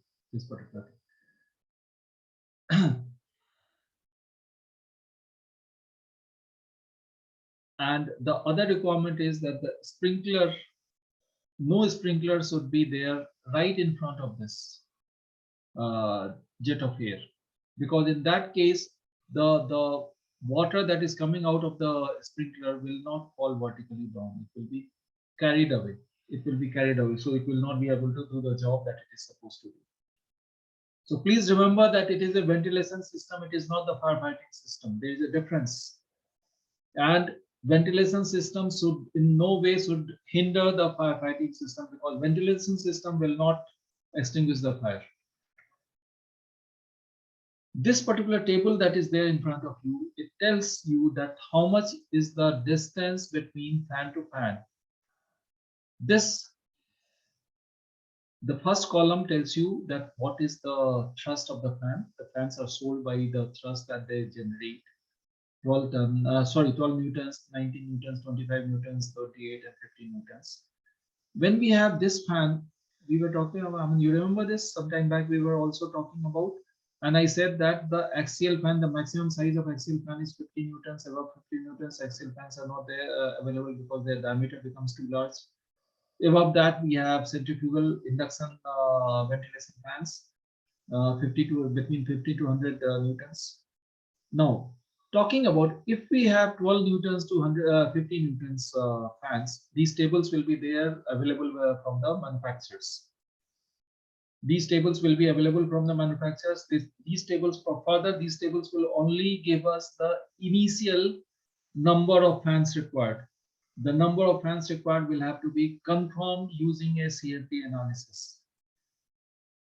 The number of fans will be confirmed using a CFD analysis. Okay. So talking about, in case if we have a 12 Newton fan, then fan to fan distance, the recommended distance is 12 meters. So that means after every 12 meter, maximum fan to, hello? PPT now is working, sir. Once again. The slide show नहीं हो रही, चल नहीं रही. Acha, sorry. Okay. Can it be seen now? Yes, it is visible. Yes, sir. Yeah, that is the problem that comes. I mean, in case if I go to the full screen mode, at that time I have to explain certain things. I have gone to the full screen mode. Sorry. Yeah. Okay. So if it is 12 newtons, then the distance between fan to fan is 12 meters. That is side by side distance, and 20 meters maximum fan to fan spacing and recommended fan to fan distance. This is lengthwise. 50 Newton fan, 45 meters is the lengthwise distance, and 60 meters is the widthwise distance. And approximate coverage area for this kind of fan is 1000 meters square. For 12 Newton fan, it is 250 meters square. 250 meters square. In fact, for every 5 Newton on an average, you can say 100 meters square is the coverage area. However, let me tell you once again that these tables will give you only an initial estimate of the number of fans. This has to be confirmed using a CFD analysis, and then only we will know the exact number of fans. Now, how it is to be used? This distance is the length of the basement is 50 meters in this case, and in that case, if we use a 50 Newton fan, then and it is at some distance, then another fan will be required only after 45 meters. It is not needed. One fan will be able to do the job.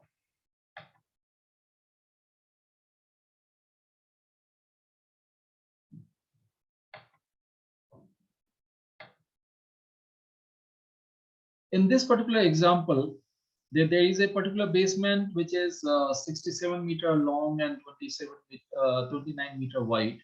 The total in square meter, the area covered is 1920 square meters. Take 5 newtons per 100 meters square. This is a thumb rule. Finally, it is to be confirmed by CFD analysis. The thumb rule is being used only to know the initial number of fans. So take 5 newtons per 100 meters square of car park area to calculate the number of fans required. Fans are being put in the lanes. So we can see that this is 1920 square meters. First of all, the calculation 1920 square meters. So we need 20 times this.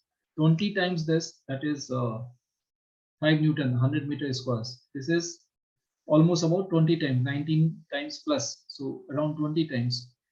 So 20 times the 5 Newton, that is 100 Newton. We need fans of total 100 Newton thrust capacity. Fan of total 100 Newton thrust capacity. So in case if we have 40 number of fans, then we will have each fan of around 25 newtons.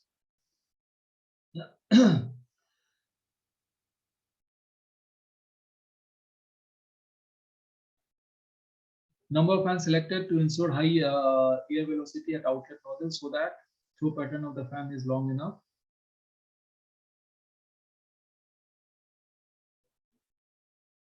On this side is the supply, on this side is the exhaust. The air comes from this direction, moves, and then it goes out.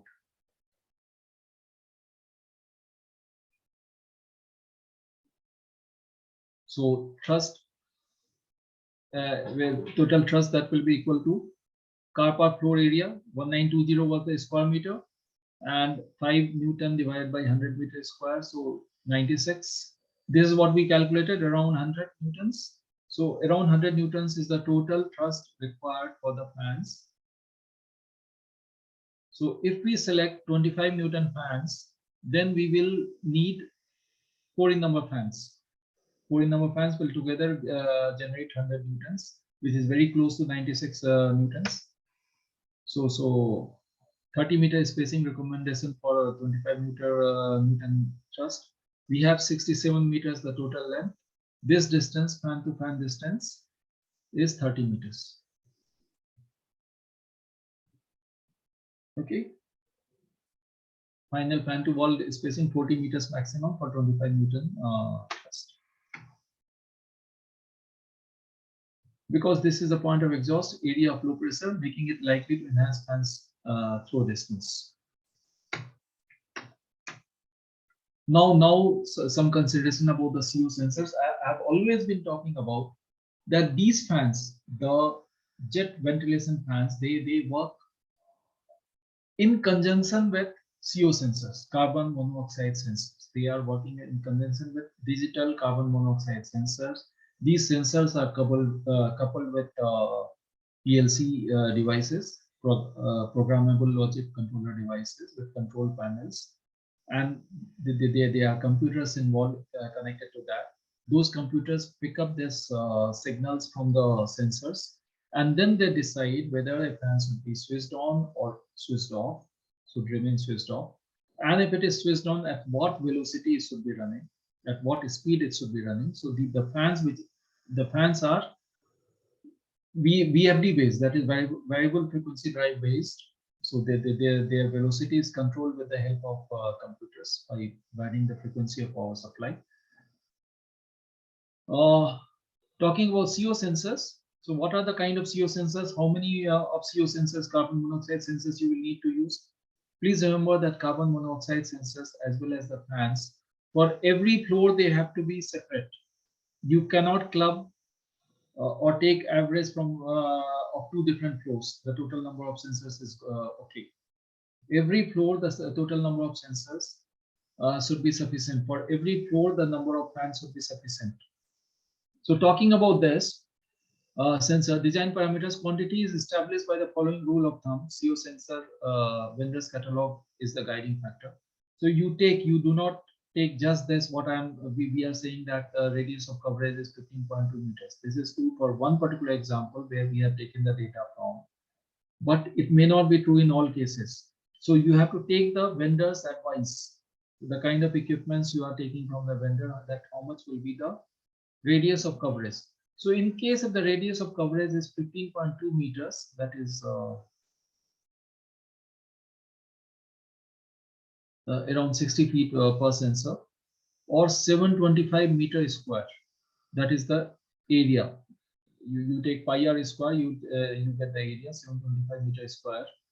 Use open interior support column as much as possible to maximize radius of coverage, not walls. See, what is being told is that use or installation of these sensors should be done in such a way that they can cover maximum area. They should not be put in blind positions.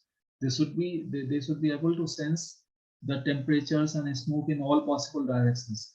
So beams के side में या wall के उसमें लगाएंगे तो it will if you put it on a wall, then it will only half circle will be available. If you put on a beam also, then also only half circle will be available, because on the other side of the beam it is not available. But if you put on the lower part of the beam or lower part of the ceiling, then it will be able to sense the temperature or sense the CO level on all sides. Use open interior column. Okay, each level of parking structure must be totally covered. This is what I just told you, that you should not be taking average of 2 floors or 3 floors or multiple floors. Every floor has to, your calculation has to be separate, and it should be sufficient in excess of that. In case if it is not a round number, then you have to make it round. PPT show नहीं हो रही, ये PPT show नहीं हो रही, 1 second. चल नहीं रही, yeah.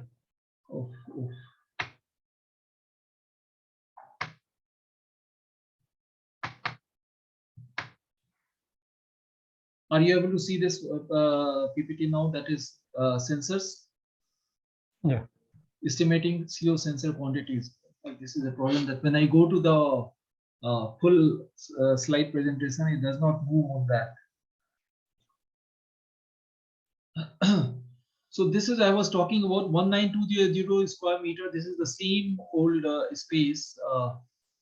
In that 15.2 square meters radius, each sensor will be able to work in that area. This sensor will be able to cover 725 meters square. 725 meters square. 725 meters square. The total, this thing is 1920.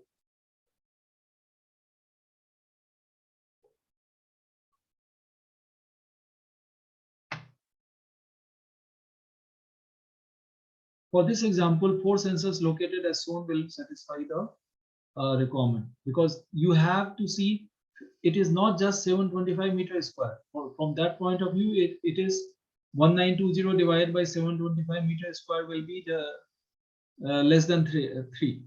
But you have to also see that 15.2 meter radius that is taken, that is also considered. So in this case, there will be 4 in number sensors that will be required.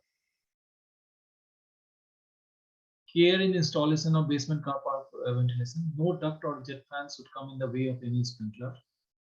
I told you this because the jet fans, etc., they are only a device for ventilation. They are not firefighting devices. They should not obstruct or make any firefighting device unusable. Air from jet fans should not be directed towards any sprinkler directly, because then the water that is coming out of the sprinkler will not be able to fall straight. Jet fans need to be positioned in a way to ensure that the fire can be restricted to the designated fire zones, because jet fans they provide a virtual boundary also. Every fire zone must include a smoke extraction point. So when you have more than 2,000 meters square or more than one floor that is being covered in by ventilation, every fire zone must include a smoke extraction point.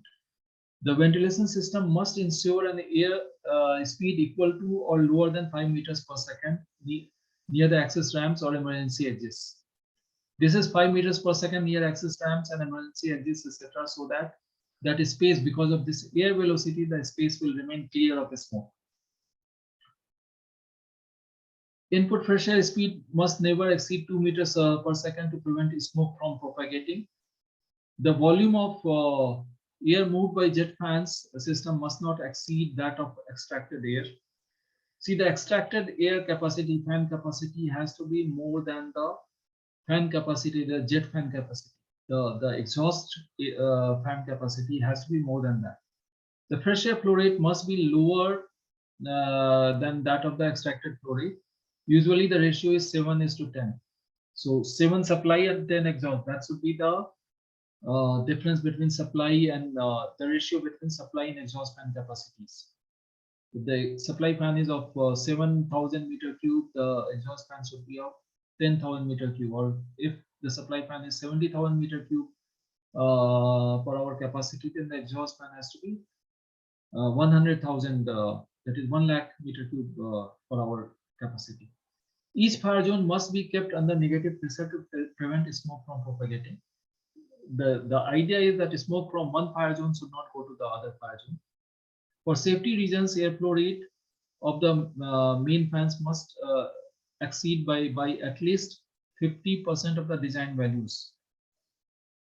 That is the exhaust fan that is put in the shaft. The exhaust fan capacity must be more than 50% of the jet fans that are used. Okay. Now these are some automation and employer strategies that we will skip right now. And by and large, I have covered the basement ventilation plan. Now, in addition to this, what I would like to talk to you about is that when we use basement for other purposes, let's say for generator use, the requirements are we will have to understand whenever we use it for any other use. First thing is that we have to understand what is the kind of gases that are being produced. What is the kind of gases that we are going to encounter in this, and whether that gas is first explosive in nature or combustible in nature, or second thing is whether that particular gas is heavier than air or lighter than air. Like for hydrogen, I said that you have to put the exhaust points on top. For ammonia, you have to put the exhaust point on top. Whereas for hydrogen sulfide in STP compartment, you have to put the exhaust point in the bottom. In car ventilation, basement ventilation, ducted ventilation also, you have to, in case if you are ducted ventilation in basement for car parking, we have to take 25%, at least 25% of the exhaust from the bottom, because cold exhaust from cars, etc., that will settle down. In addition, the fuel vapors, that is also combustible in nature, and we must get rid of that as early as possible. The fuel vapors must be picked up from the bottom of the basement. So if we take this care, and we take also care that the entire thing is also analyzed with the help of CFD. All suppliers, normally all suppliers of these fans will also help you in a study of in CFD studies, so as to ascertain the exact number of fans and exact location of these fans for their efficient utilization. But in case if it is done in that manner, then these are beneficial for the building exploitation, building utilization. With this, I complete my talk, and you can interact, you can ask me questions.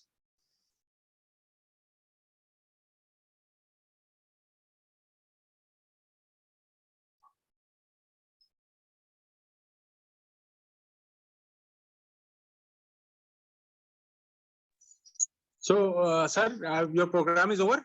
Yes, sir. From my side, it is over, and the floor is open to. Let me check the QA. How can I get the presentation and the recording website? I think we will be putting this recording on the YouTube, but that may happen only on 27th because our IT man is not in town for 2 days. So we might be putting it on the web YouTube. Okay. Okay. And the second question was, does jet fan works only in case of fire? No, jet fans are used for normal ventilation also. Yeah. Yes. Jet fans are used for normal ventilation also. But they will be used. They are used. The idea is that the maximum CO percentage anywhere inside, the maximum CO percentage should not be more than 137 milligrams per meter cube, and the average CO percentage should not be more than 29 milligram per meter cube. So that also, for that also we need ventilation, and these jet fans they will help in moving the pollutants out. So they are used in normal conditions as well as in fire conditions. Otherwise, there will be no point. Otherwise, there will be no point if we have to have ducted ventilation for normal conditions. The last question is for us. Can we see the presentation on full screen? We will definitely test it tomorrow, day after tomorrow at our office, and we will try that the full screen is available to everyone. I would like to convey my sincere thanks to Commander Rothgi, sparing his valuable time and energy for preparing this presentation and conducting a very knowledgeable class. My sincere thanks to all of you for patience hearing and putting your nice time to listen to this program. Simultaneously, I will say that you must have enjoyed and benefited with the knowledge sharing done by Commander Rothgi. My earnest thanks to Airflow, who has been quite kind to support this program so that we can make it free for the members and other partners of DCI.